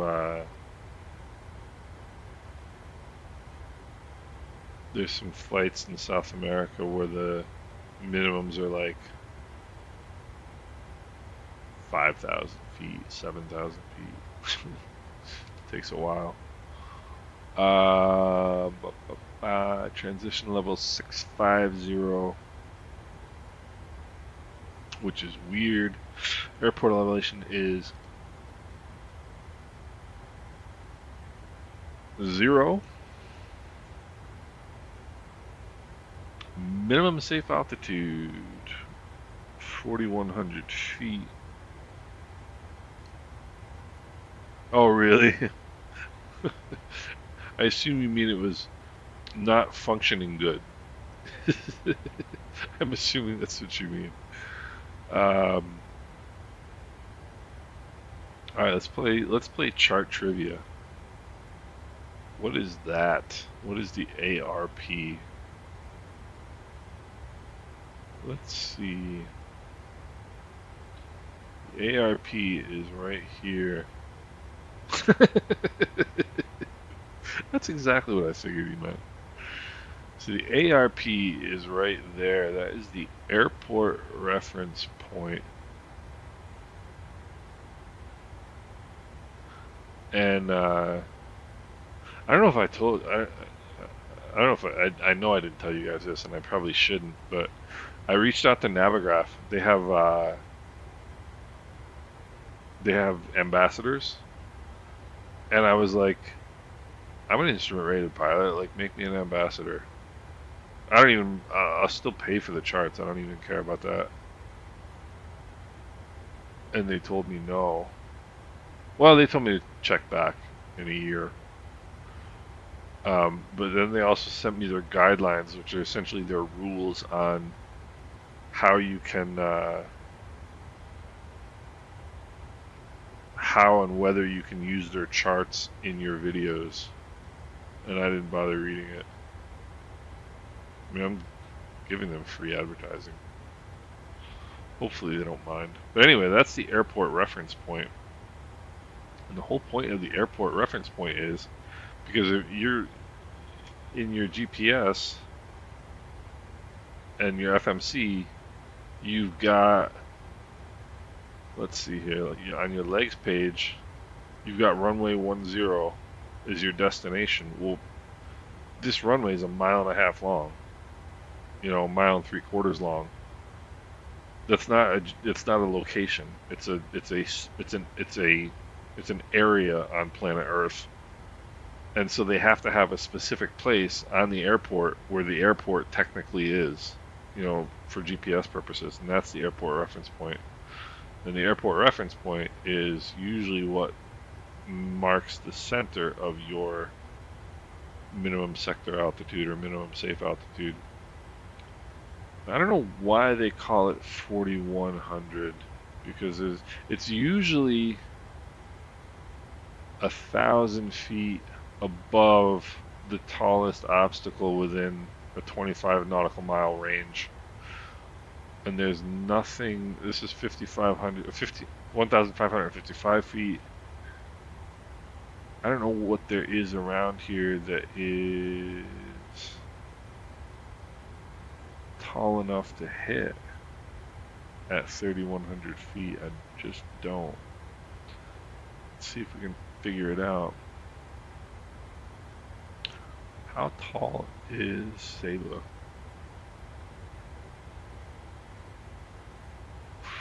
That's got to be taller than, okay, 2,000 feet.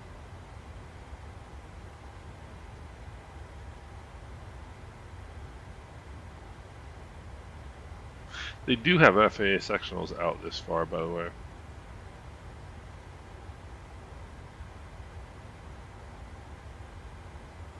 Just don't know what around here is that tall. That the minimum safe altitude is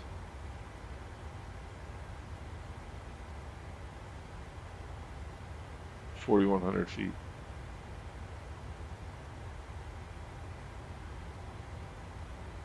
1,371 feet.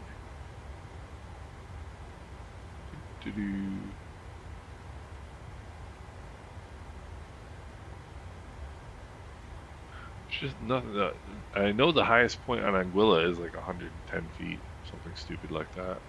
138 feet maybe. What else might we hit? I mean, VC Bird is definitely, or Antigua is definitely not within 25 miles. So the minimum sector altitude is a mystery to me.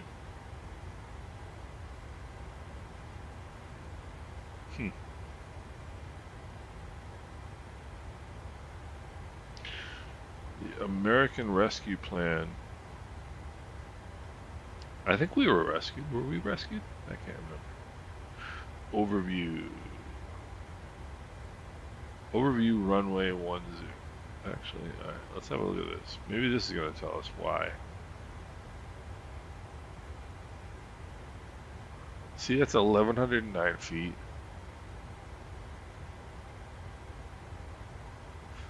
1,555 feet. So why is the minimum safe altitude 4,100 feet? Why? Answer me that question. Up. What do we got? What do we got? San Juan Center on 118.15. So, ask and ye shall receive 118.15. 118.15. There we go. San Juan Center. San Juan Center, good afternoon. American 1136, flight level 390.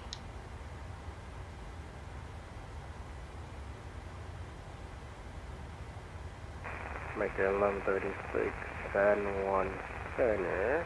Weather contact 30 miles northwest Calco. Advise you said that you're 11 off at flight level 390. Position checks for American 1136, and we are level at flight level 390 for quite a while yet before we're heading down into Juliana. American 1136, roger. All right. San Juan Center, American 1293, level 380. Life just got more interesting. American 1293, San Juan Center. Our way to contact about 80 miles northwest of the Beriskin VOR. Your flight plan is simply going to St. Croix, is that correct? No, I changed my flight plan. Hold on, let me see what's up there. Oh, I love Vatsim. Let's see, where's this guy going? American, what do you say? American something. American 1293. It doesn't say he's going to St. Croix, it says he's going from St. Croix. American 1136, clear direct Lugo. Say again for American 1136. American 1136, clear direct Lugo. Clear direct Lugo, American 1136.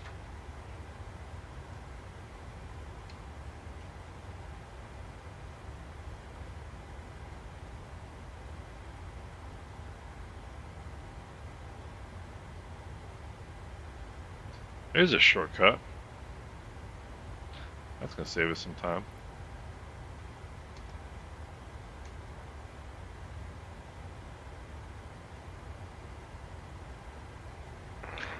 American 1293, if you can't fix your flight plan, I suggest that you disconnect, reconnect, and refile.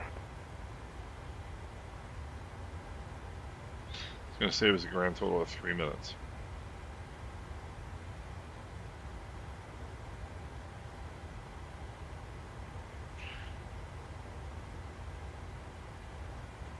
I think the controller is the one who's got this goofed up. For American, what is it, 12?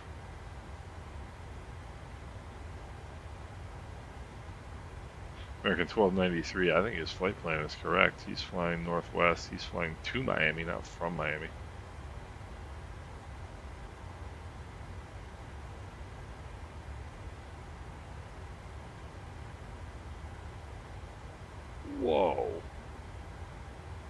So one of the cool things about Volanta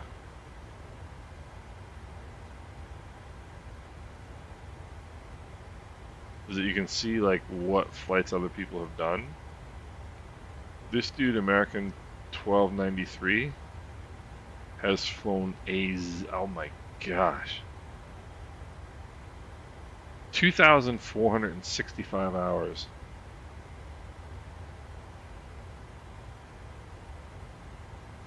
That's crazy. That's a lot of flight time right there.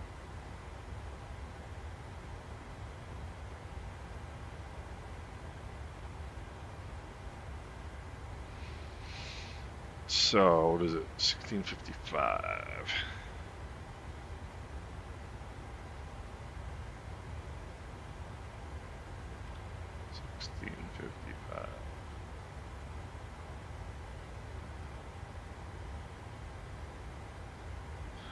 Do do do do do. Let's see.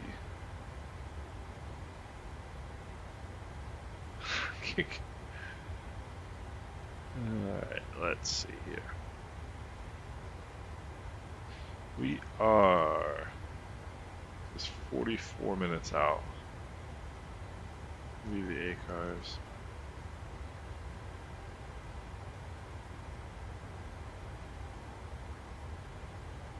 I don't think this shortcut we got is really going to make a whole lot of difference. So I'll show you guys the shortcut we got real quick. So we were supposed to go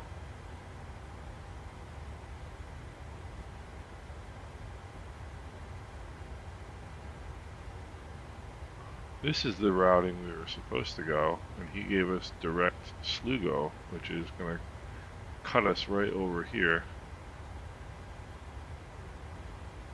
They love giving you shortcuts, the controllers, which is fine, no big deal. But in this type of airplane, it really doesn't make a huge difference.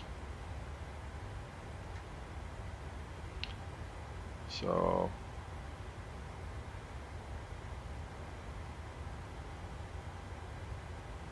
was I supposed to have at Cato?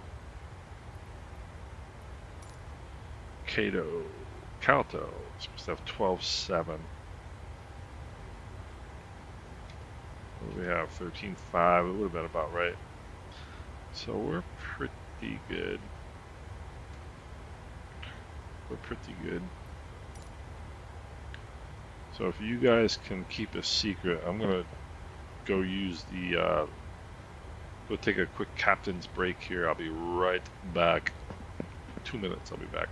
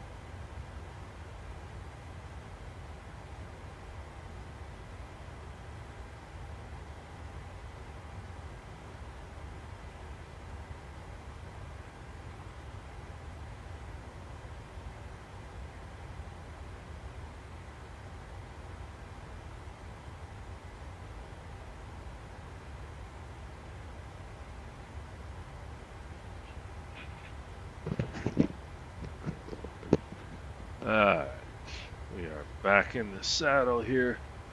So, let's continue mumbling about our approach. So, on that. Is this the approach I'm flying? It is. Yeah, I know. Alright, so we're coming from Slugo. Slugo, Avaki, Lesmore, Maypon, which is missed approach point. Missed approach, climbing right turn to 4,000, direct on bed and hold. Now that's interesting too. Look at this. So minimum safe altitude is 4,100 feet. Holding altitude is 4,000 feet. So the holding altitude is actually lower than the minimum safe altitude, which doesn't make sense. But we'll just go with it. So direct on bed and hold, which is down here. It's a teardrop entry because we like teardrop entries. So outbound minus 30, 140 minus 30 is 110. So cross on bed, left turn heading 110. 1 minute outbound, right hand turn, back into the hold. Let's see, runway elevation 0 hectopascals, transition level 565. GNSS required, DME authorized. There's more than one way. RNAV and GPS are not the same thing. We use them interchangeably. It is not the same thing.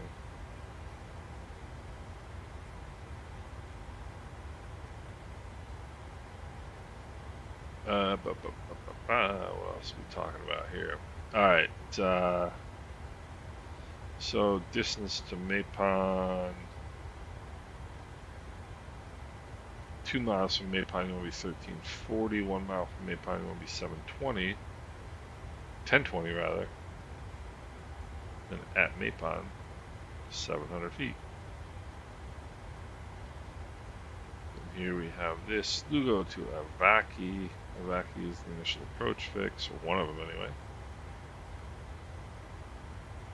So Avaki at 2600, inbound heading 095 down to 1700, glide slope intercept at Lessor.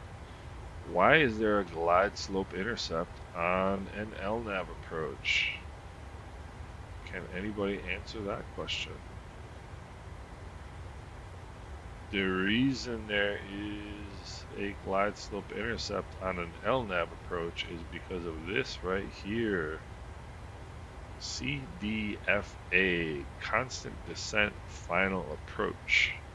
So back in the day, what they used to want you to do on an LNAV approach, which is a non-precision approach, it's the RNAV equivalent of a VOR approach. So you would cross Avaki at 2600 and then do what we would call either dive and drive or chop and drop. You would basically descend from 2600 down to 1700 as quickly as you could. You've got 5.1 miles to do it, but you would basically cross Avaki and drop from 26 down to 1700 and then level off. See, that's why it comes down and then levels off. And then you would cross Lessor at 1700 and your minimums are 700, your minimum descent altitude. And what's the difference between a minimum descent altitude and a decision height? A minimum descent altitude, you go down to that altitude and you maintain that altitude until you get to the missed approach point, which is generally a distance from the runway, in this case 2 nautical miles. A decision height is a point on a precision approach where you descend until you hit that altitude, and then you make a decision. Do I continue my approach or do I not? RJ Davis, what's going on? Or RJ DeVirus, what's going on? Haven't seen you in a while. How you been, man? Oh, they're not liking some update 15? Oh no. See, I haven't seen any of the feedback. I haven't seen like any of the feedback on the sim update yet. I had some weird graphical stuff coming out of Miami that I had not seen at all in the beta, so I don't know. It's weird. We'll see. But I'm just blabbering my way through the approach. Talking about the ins and outs of LNAV approaches, but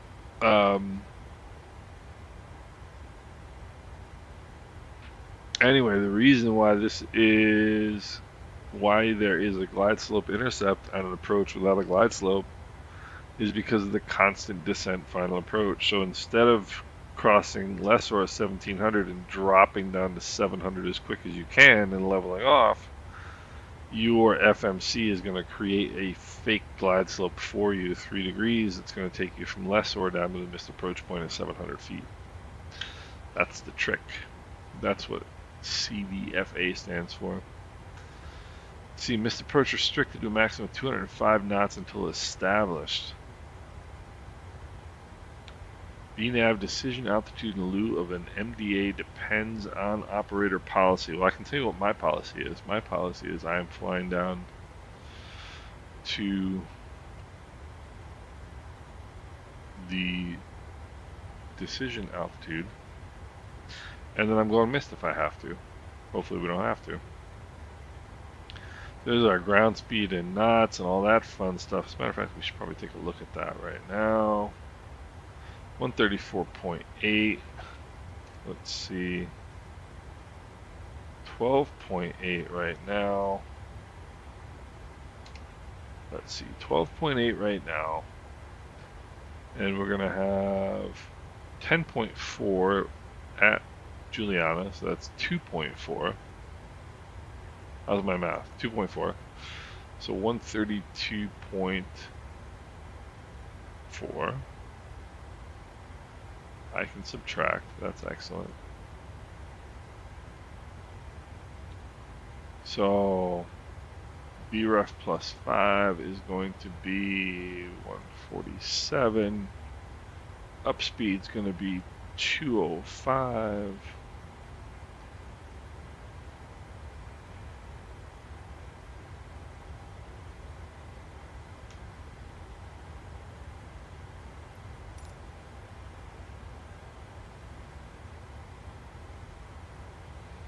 Hmm. 34 minutes according to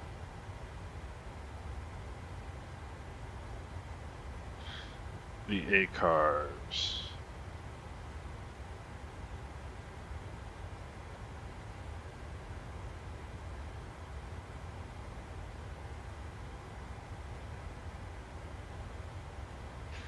So, next thing we have to do is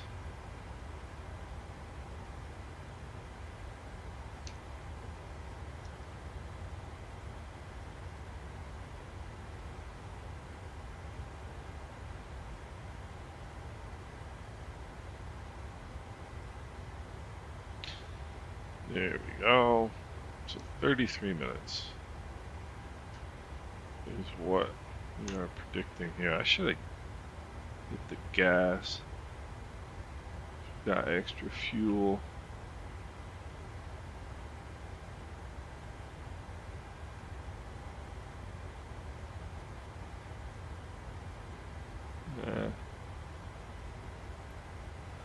So, let's see, 147, so it's going to be about 800 feet per minute descent on final. We got a Pappy on the left-hand side of the runway. Missed approach, climbing right turn to 4,000, direct on bed. Threshold crossing height is 50 feet, and that reminds me.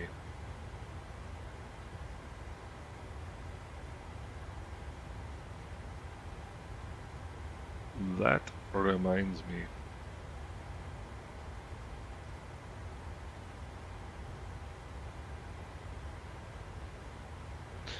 I need to find the 40-foot callouts.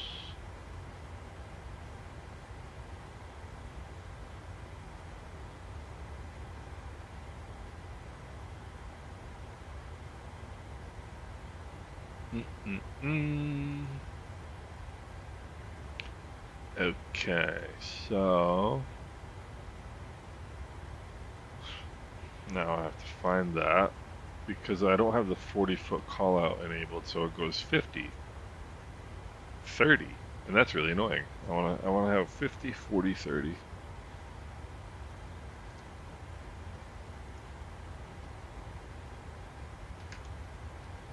Let's see here. Ba, ba, ba, ba, ba.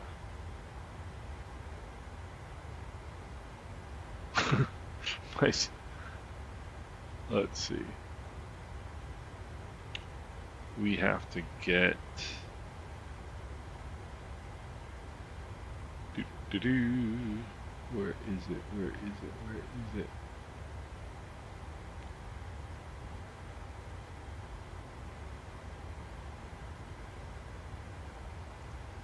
Sound 1 Center, Frontier Flight 269, 8.6, climbing 10,000. Luca. Flight 269, San Juan Center, climb and maintain flight level 360. Alpha Flight Level 360, Frontier Flight 269. There we go, the 40 foot. Luca, I think so. I don't really pay. American 1136 at pilot's discretion, maintain flight level 150. 150, pilot's discretion, American 1136. I ain't going down to 150 anytime soon. Good Servo Control, Caribbean Airlines 419.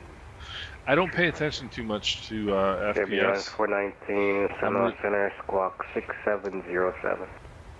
I'm really looking for smoothness, but from generally what I've heard is that people are getting better FPS.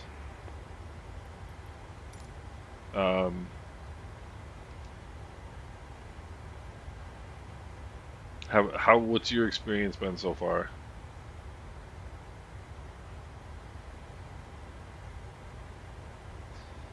So, pilot's discretion about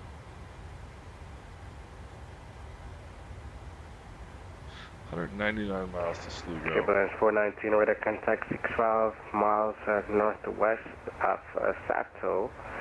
And I see you file for flight level 370. Do you want to climb to that level or stay at 35? I'll stay at 35. Roger. Let's see what.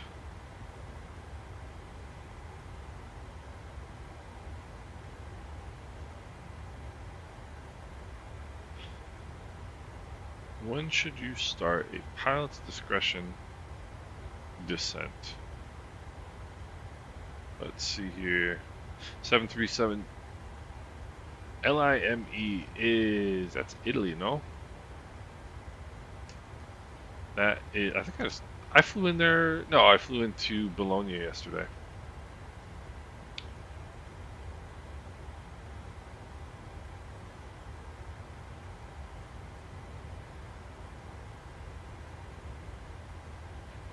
So let's see here. American 1136, you can plan for the RNAV from a 10 approach after Slugo, clear Kavaki.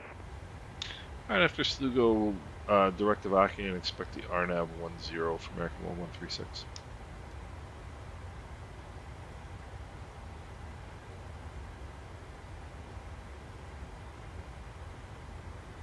Oh, it wasn't great in terms of FPS.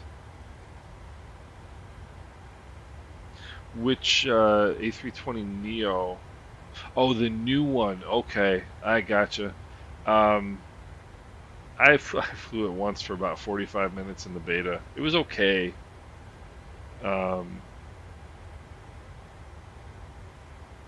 My experience with the beta has been very good. I've had very good performance in the beta. Flying anything really. I mean, mainly the 737 twin GAs and the ATR. It's been pretty good. It's been quite good, really.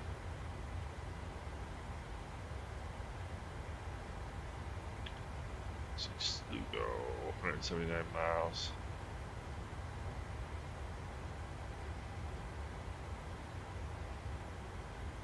San Juan American 1136. We're gonna stay at 39 for about another 80 miles or so, and then we'll start our descent.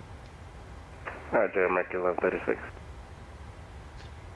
So, Toby, what's going on? Hey, I appreciate that. Thank you so much. I really appreciate it. Oh, nice. Exo Toby, Captain. What's going on? Thank you so much for that. I appreciate that. Welcome aboard. Hey, if you haven't already, join the Discord and let me know in the Discord what your Discord name is, because we have a members only section in the Discord, and I'll add you to that. So let me know. But thanks for joining. I really appreciate that, Toby. And I hope it is pronounced Toby. I'm just assuming.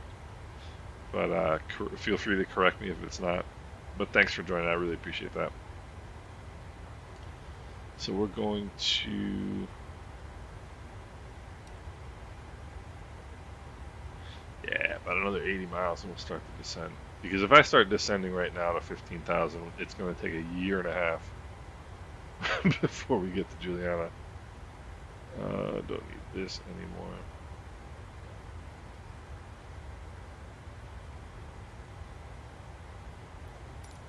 Alright, let's see here. Cool, Toby, that's awesome. Any build aircraft always give me bad FPS. It's tough. I mean, 3080, 34-inch screen. Luca, it depends what resolution and not what resolution. Well, it does depend what resolution, but like what your refresh rate is and how hard you're running it. You know, if you've got like a 165 hertz monitor and you're trying to get 165 frames, it's going to be tough.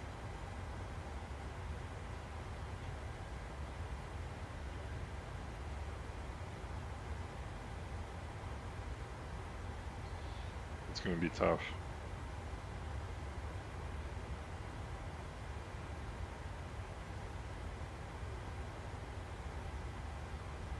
So let me see. Oh, Joe, this is Vatsim. So this is live ATC. So let's see if we have the most recent weather. 17 minutes ago. All right. So winds 090 at 8. Variable 060 to 120. So not gusty, but kind of, yeah, variable. Light showers in the area. Scattered clouds at 3,500. See, this is the thing to look for. When you're looking at a METAR, this is the one thing to look for. That see, this is the temperature, and then that's the dew point. And when this is less than 5 degrees difference, that always perks up my mind, because that means you might get what the FAA refers to as restrictions to visibility. So you might have some fog, you might have some low-level clouds, mist. So whenever that's less than 5 degrees difference, you got to keep an eye out. So QNH 1015. Let's see here.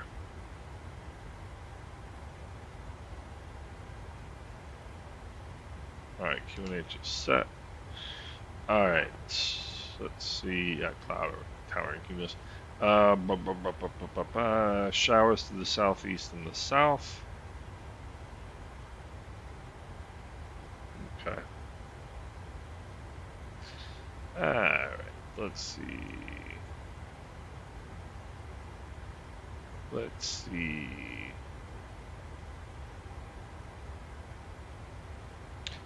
Showers in the vicinity. Alright. So you guys that just joined the stream missed my long and boring explanation of the approach chart. Alright, let's see here. Anything else we need to do? No. 40-foot call out is set. Top of descent is 21:25, so we're 6 minutes from top of descent.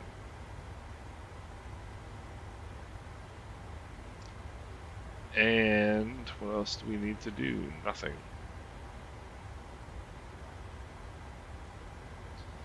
Nothing. We are all set. So let's get this on the Prog 2 page. That gives us our crosswind component and our tailwind. And he's cleared us down to 15. We've got that in. Alright, so we can expect some weather in the area. For sure.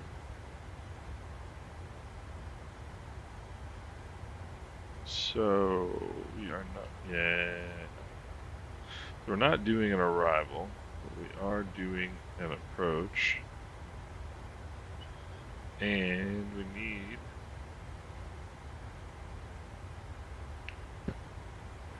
that step done.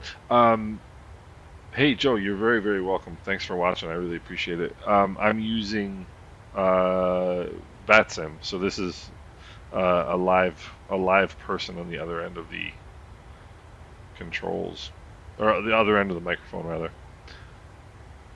So one thing I always like doing before I land is I want to look and see what my plan is on the ground. So my plan here is to hopefully make the turnaround here, then we'll come back and exit Charlie. That's if we get it down early enough, which hopefully we do. Alright, so here we go. Only part of this chart that is really going to interest me is this.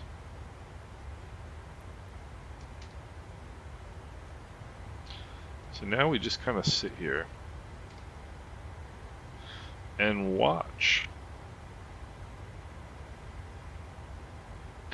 for a little bit. What do we have? 2150. I think we're, well, it's actually going to be pretty accurate. It's about, usually about 25 minutes from top of descent to touchdown.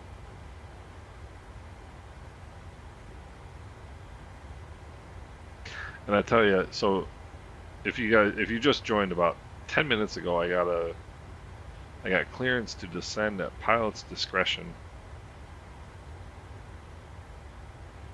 Like 10-15 minutes ago, down to 15,000 feet. And if I had done that, well, a lot of people when you get a yeah, I know this guy. He's on San Juan control quite a bit.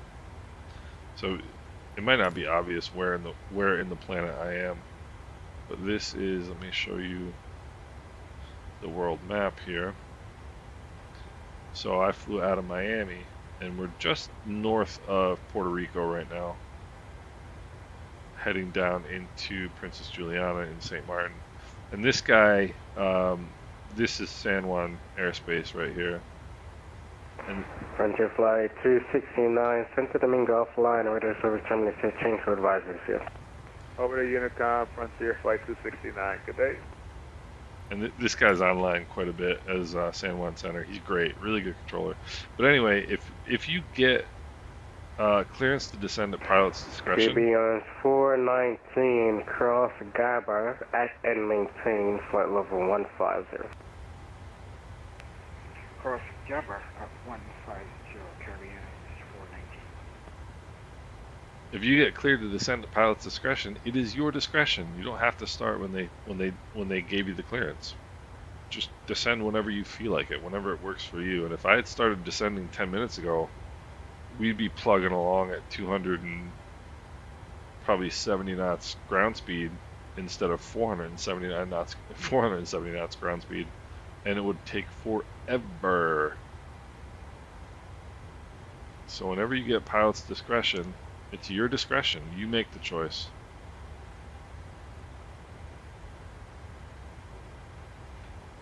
Mr. Pakistan, what's going on? How are you doing? I'm always amazed at the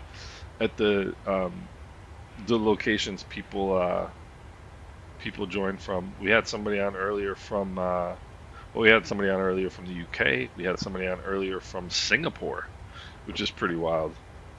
But we've had people from Australia. We've had people from all over the place. Morocco.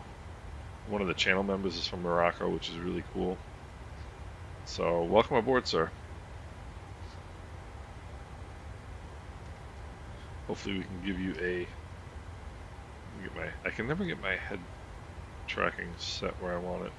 Hopefully we'll give you a decent approach here. So, why are we not? Oh.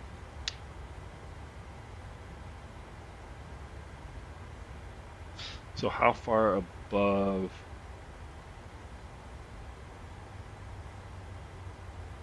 We're not too bad.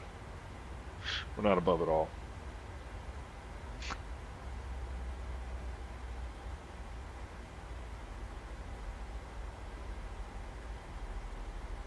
We are not too far above at all. So there's top of descent.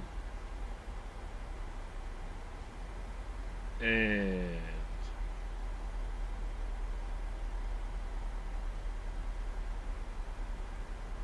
this line right here is where we are going to get to 15,000 feet, and we want that well ahead of Slugo. We want to be probably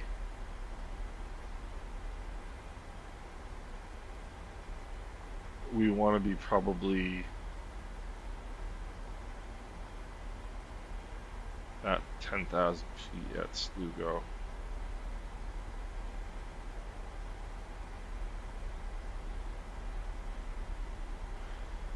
So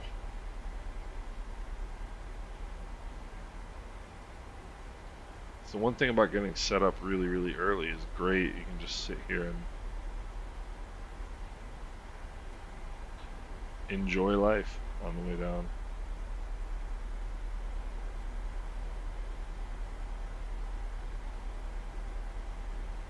Toronto, Canada. All right. I'm not very far from Toronto, Canada, actually. Toby, I am in central New York, which is, I mean, you're just north of Buffalo, so we're talking, how far from Buffalo are you by car? I'm probably 3 to 3.5 hours west of Buffalo. Evan Blakeman, how are you, sir? Evan, this is REX. I decided to use Real Environment X because when I was leaving Miami, there was really no weather, and that happens sometimes with live weather. So I decided just to fire up REX for this flight. When I left out of so I've been in the Sim Update 15 beta, and it's been fine the entire time. I mean, not the entire time, but it's been good for like the last month and a half. And then I took off out of Miami, and there was all this weird like ground. There's all these weird tiles in the water in particular. So we'll see how it looks going into. Oh, it's that far from Buffalo. Wow. Okay. Tomix, how are you? Greetings from Warsaw, Poland. I was in Krakow, Poland, um, 25 years ago now. 25 years ago. And a stunningly beautiful city. And I'm sure Warsaw is a gorgeous place too. So welcome aboard. Poland, I really enjoyed. I've been to Poland a couple times.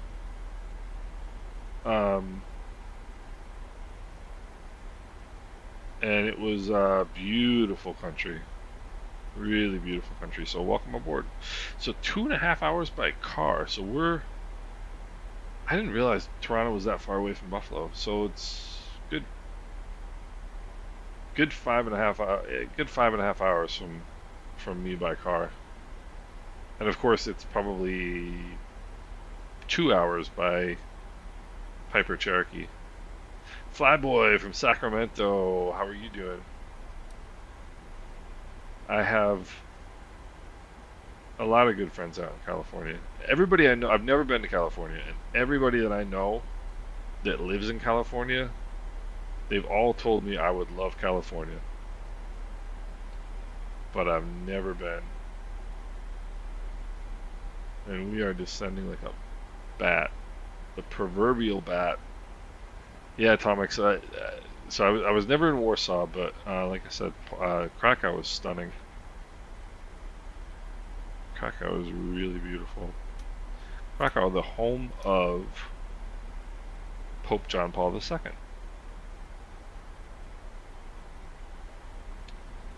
So let me see here. From Portugal, living in Hamburg.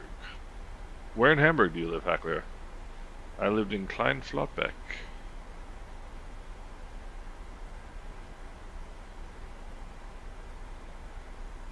Oh, I'd love to, Tomix, I would love to come to Warsaw. I really would. I love Eastern Europe is a beautiful part of the world. I went to Prague in 1990, the first time in 1995. Like, I'm sure it's changed a lot since then. I'm sure Krakow's changed a lot since then too. Straight line be about 34 minutes. Got it. Okay, Wadovice. Okay. Sassil in Portugal. Portugal is supposedly a crazy, crazy beautiful place too. Hopefully he gives me a further descent here relatively soon.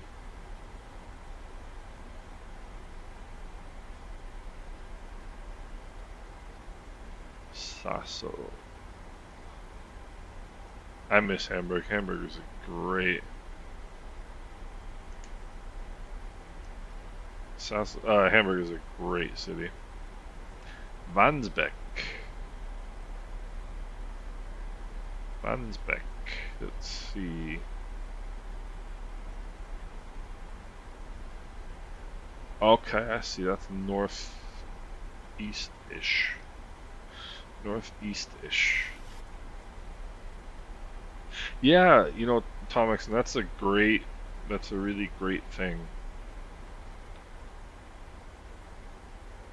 I had some really good friends from Poland when I lived in Germany. Particu Excuse me, particularly in Berlin. I had some really good friends from Poland in Berlin.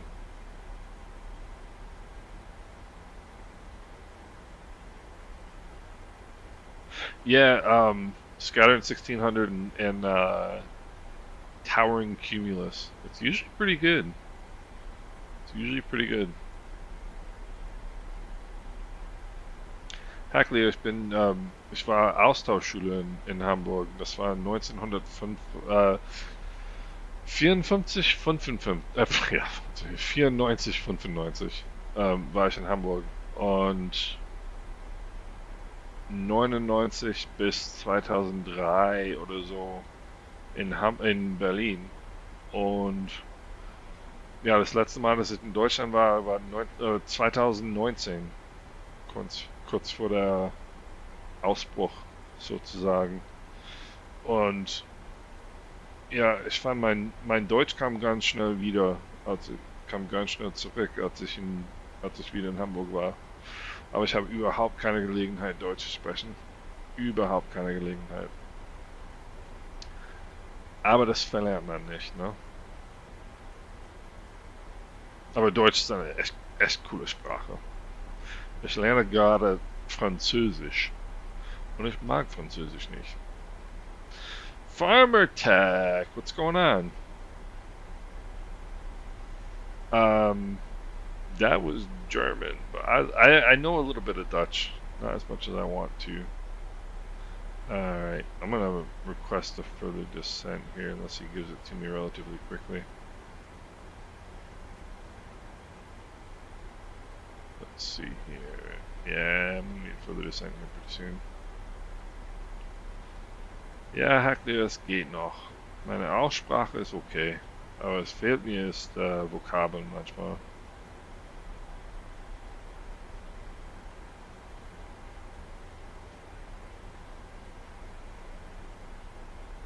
Ich habe mir überlegt, ein deutschsprachiges Video zu machen. Aber das... Na, mal sehen. Stationed in Germany. I think we talked about this one time, Farmer Tech. Where in Germany were you again? I forget.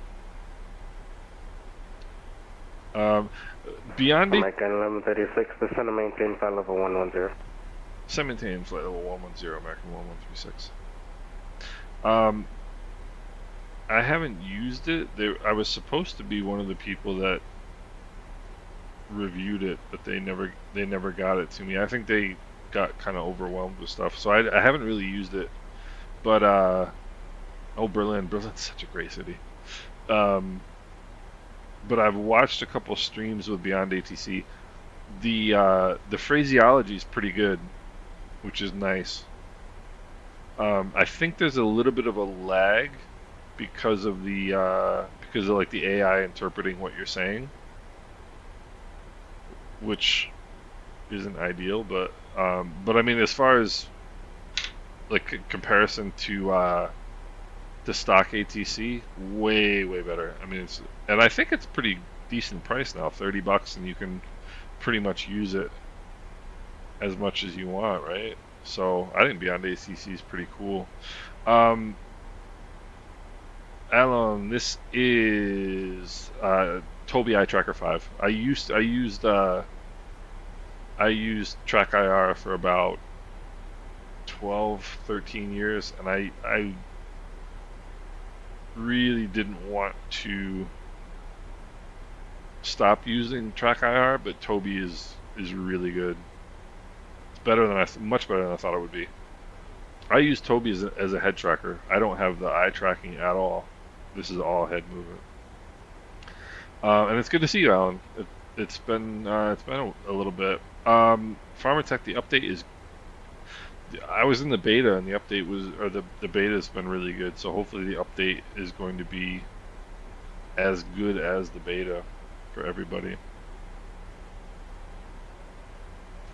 So let me start using my brain here.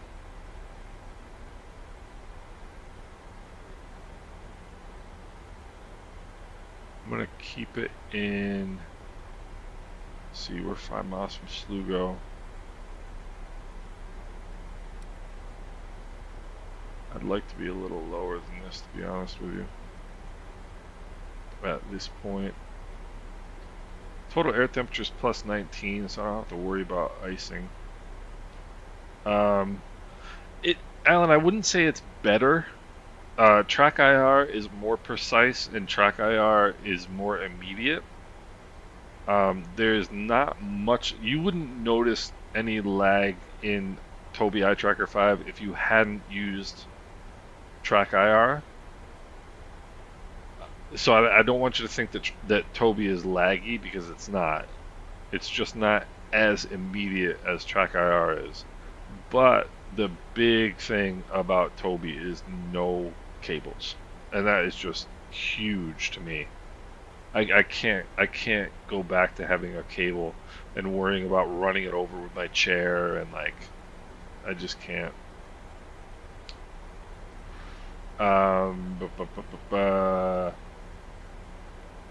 Never use stock. Yeah, I'm a. American 1136, descend and maintain 2600, Juliana QNH 1015.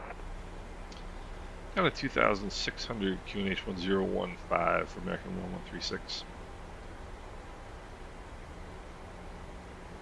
I'm a Vatsim guy. I love Vatsim.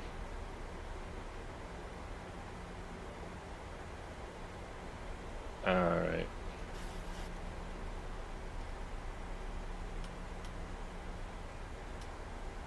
Should have done that earlier.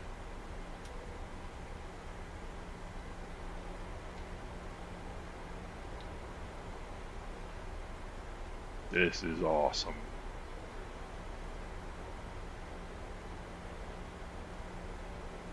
Okay, a little bit more of a view there.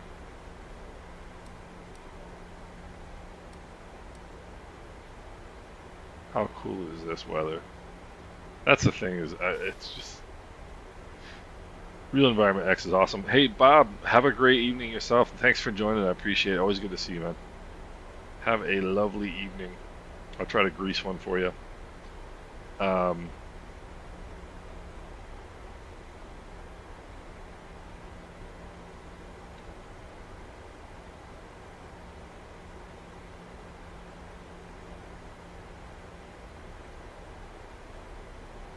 this ain't gonna work.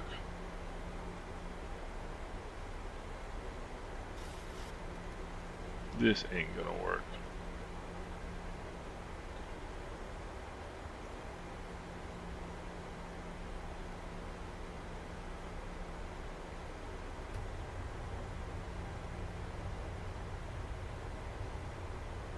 One of the things you have to do,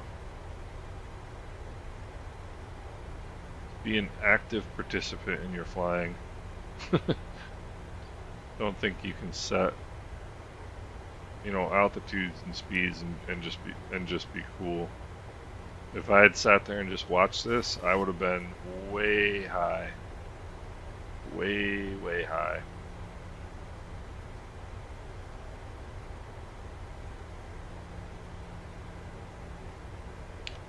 So that's looking much better.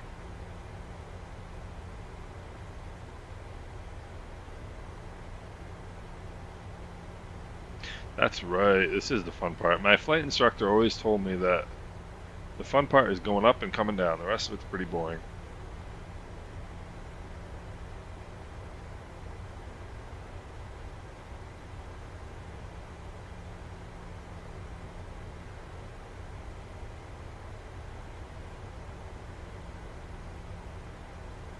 So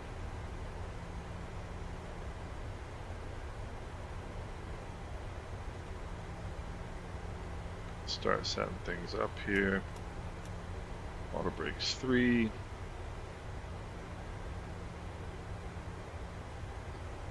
throttle's synced here to about 60.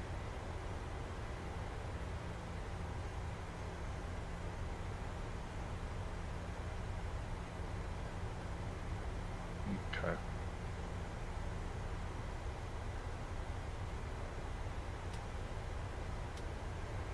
Alright. There's Anguilla. Most beautiful place in the world. Yeah. Cruise flight is overrated. Guys, the weather looks awesome.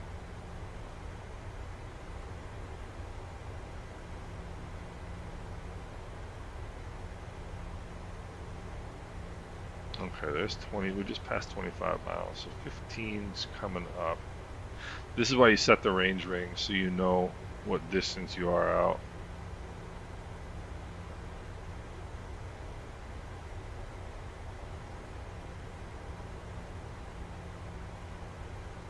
And 1015.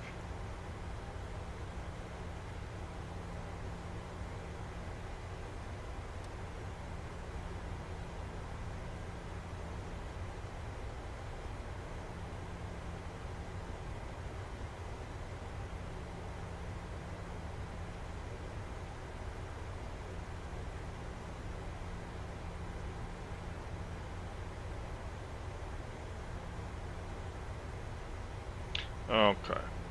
We're up on 15 miles. Boy, oh boy, oh boy.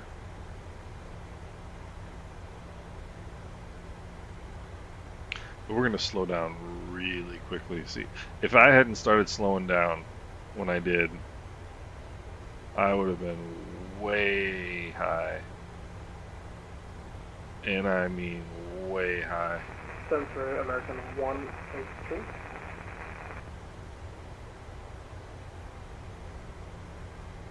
American 183, sound one, go ahead. American 183 is from 730, 800 at St. Croix. We have information info on board requesting IFR Maarten. American 183, stand by. American 1136, at Vatsim, clear for the R9 runway 10 approach. Clear for the 10 approach at Vatsim, American 1136.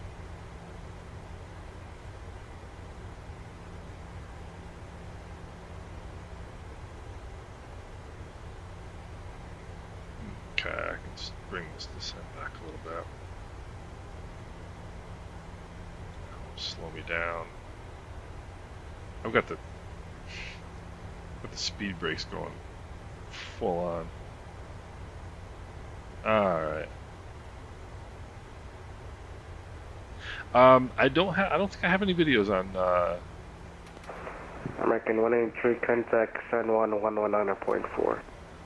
on REX specifically, except for just demos of it. I think REX is great. I really do. All right. Let's get my head position set here. Okay, that's better. All right, 205 is our up speed. Oh shoot! You know what?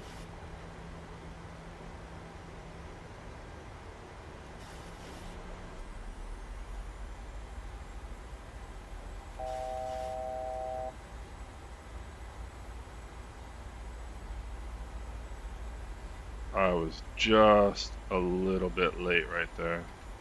2,500. We'll go flaps 1. I'll speed back to 185.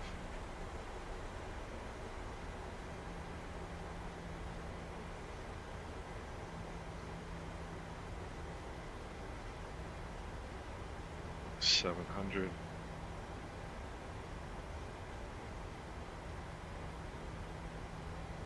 This is way late, everything, but we'll be alright. 5 knots, about 5 degrees of flaps, coming on to 165.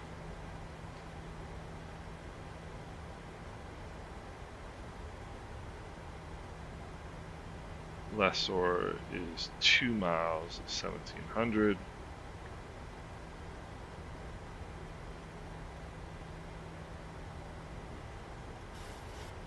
Alright, we'll go gear down, flaps 15.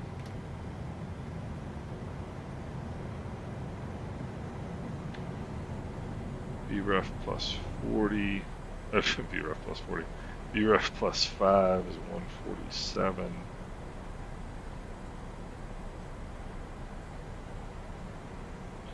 We'll go flaps 30. Alright, flaps 30. Auto brakes are set. Speed brake is armed. Engine starters on. Continuous lights are on. Alright, we. Oh. Hello. How are you, Vatsim user? Good to see you.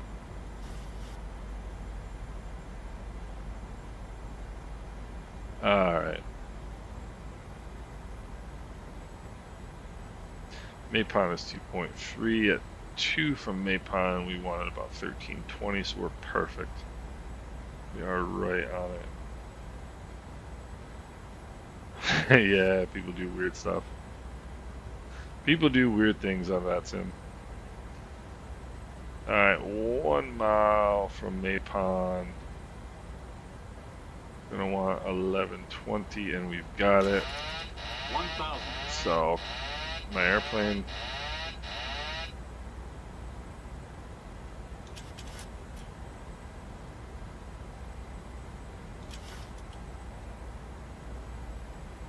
Speed's good.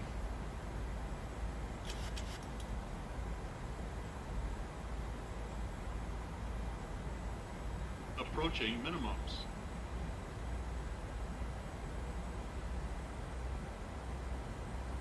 Minimums. A little bit more power. He's going missed. Unless he's on the runway, I don't think he is.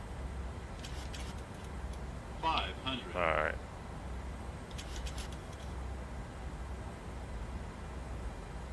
A little bit of power out now. 400.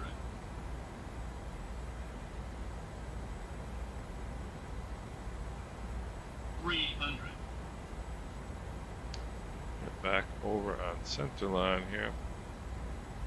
That's a little better. 200.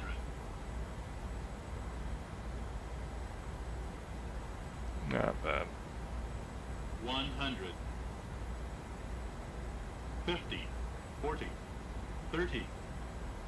20. 10.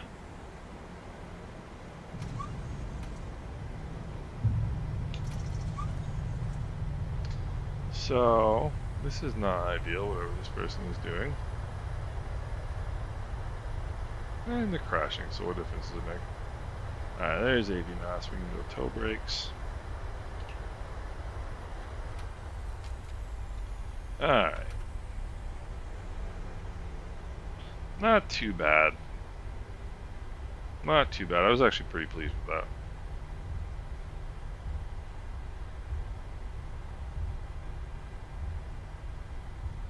Actually pretty pleased with that.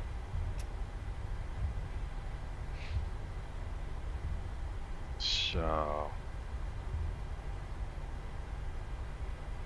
slow down just a little bit here. It's probably, if I had to guess, somebody who's watching the stream and deciding to play games. So whatever, that's alright. I've had some interesting experiences at Princess Juliana. It attracts. Make 1136, my apologies. I was talking to the approach. You can backtrack runway 10, exit at Charlie. Backtrack 10 and exit via Charlie, no problem at all. American 1136. Alright, now let's get going here. So, I was pretty pleased with that approach. Really pretty pleased.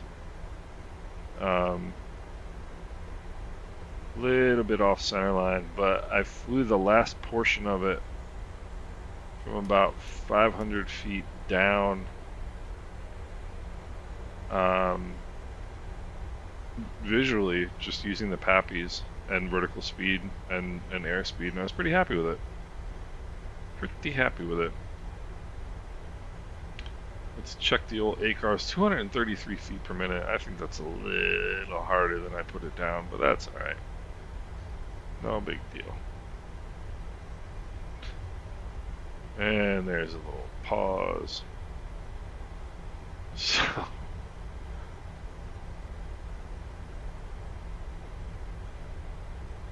okay, what are we doing here?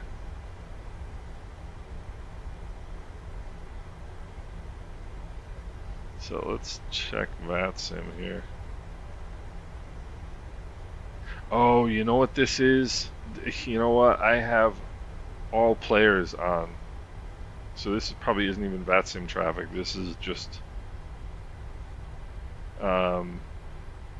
leading edge of the LEAP engine using the A320 fan blades are made from a solid block of aluminum alloy produced in Montreal, Canada. Good, good, good. I like that, Toby. You're gonna there's a guy on our channel, Mike Coffey, who is a very proud Canadian. There's actually, we have a couple of Canadians actually. Units 419 Piacross line, ready service terminated, change for advisories here. That are regular members of our channel.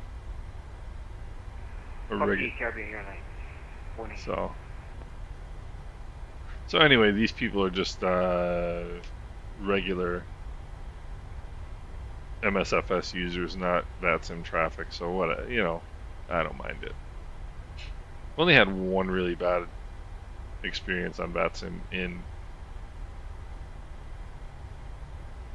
whatever 12 years that I've been using it. And unfortunately, I'm going to have to run this truck over because he's right in the middle of where I'm going. So, there we go. Crunch, crunch. And we'll slow it down here a little bit. So I think that was a pretty successful flight, I have to say. And I think our passengers are going to be happy to be here. Wouldn't you be? Now comes the most important part of the flight.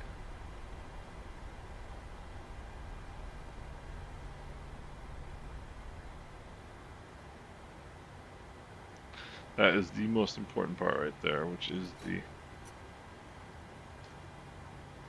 Oh, I got a friend of mine calling and I can't answer right now. I didn't turn that light on.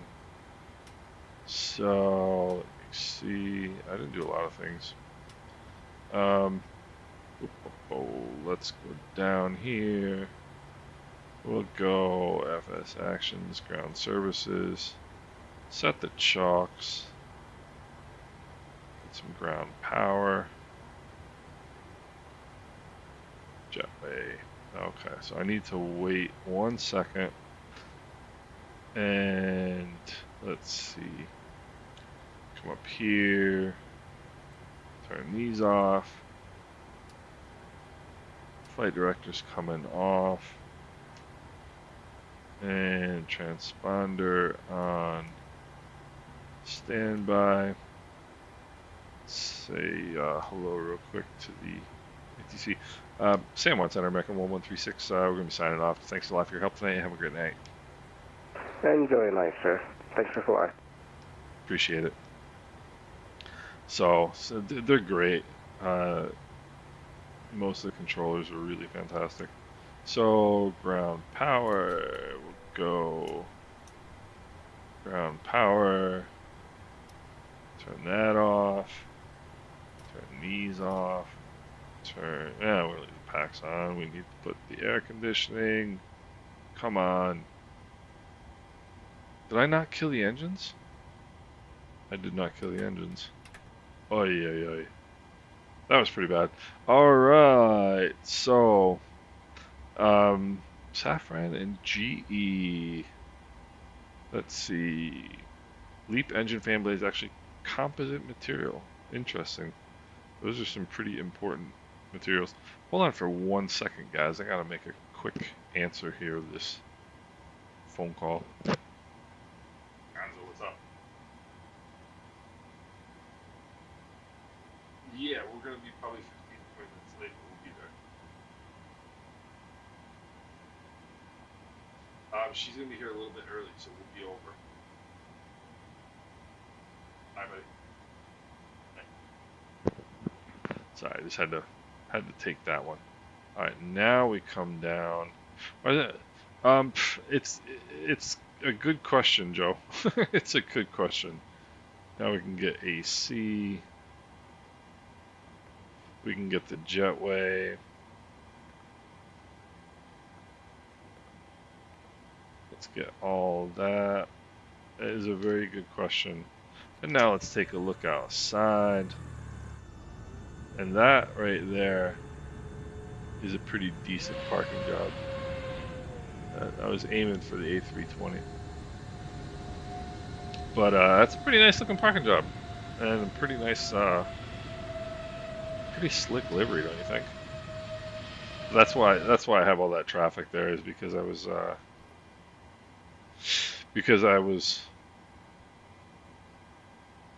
had the all whatever on all players. So let me turn all this stuff off, which I should have done already, but and the passengers will be mad. Alright, so that's all good. All good, all good. Steady on the strobes. We're good. I think we're set. And can we open the door? Let's go doors. Let's go open the exit door. There we go. Peter, what's going on? How you doing? Good to see you. Oh, Kenneth, that's awesome. That is you. That's fantastic. How you doing? So, unfortunately, gentlemen, well, I guess not unfortunately, it's been a good 3 hours. Joe, I appreciate that. Any of you who are not in the Discord, please join. It'd be great to have you. We do group flights, GA group flights around the islands. We're gonna be doing one tomorrow, as a matter of fact, in like smaller GA aircraft. So any of you guys who want to join the Discord and join us with the flights, that'd be awesome. And I have to matriculate and get myself going, or Mrs. Island Sim Pilot is not gonna be happy. That's all right, Peter. You can replay it, my friend. You can replay it. Flyboy, we don't do them on Vatsim only because not everybody's comfortable doing it. So we do it just, on Microsoft Flight Simulator with no live traffic and no Vatsim, because otherwise, not everybody feels comfortable being on Vatsim. So and they're really low key. You can fly whatever you want. You know, some people fly singles. Some people. We've got one guy who flies an A320, and he, you know, with us on our little, you know, two twin engine, you know, pistons, and he has a great time. So, it's all good if you join up, and it's all for fun. So, Hackler, vielen Dank, schönen Abend noch, und Farmer Tech, thanks so much. Hey, Flyboy, that's awesome. I will be in there, probably not tonight, but I'll probably be in the Discord later tomorrow morning. Peter, my apologies, my friend. I'm sorry I missed you. But guys, it's been a real pleasure.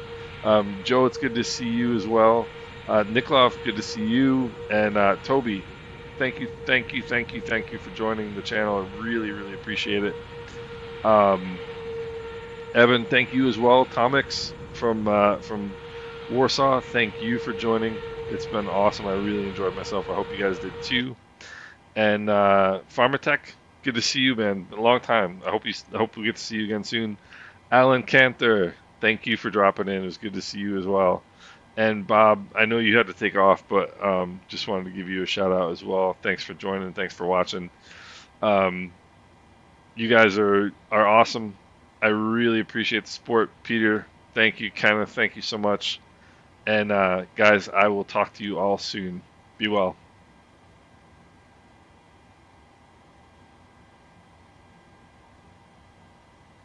Yeah, Pharmatech, I totally get it. I totally get it. No need to apologize at all, man. Thank you so much for stopping by. It was really good to see you again. Have a great rest of your evening, guys. Peter, take care. All right. Bye-bye.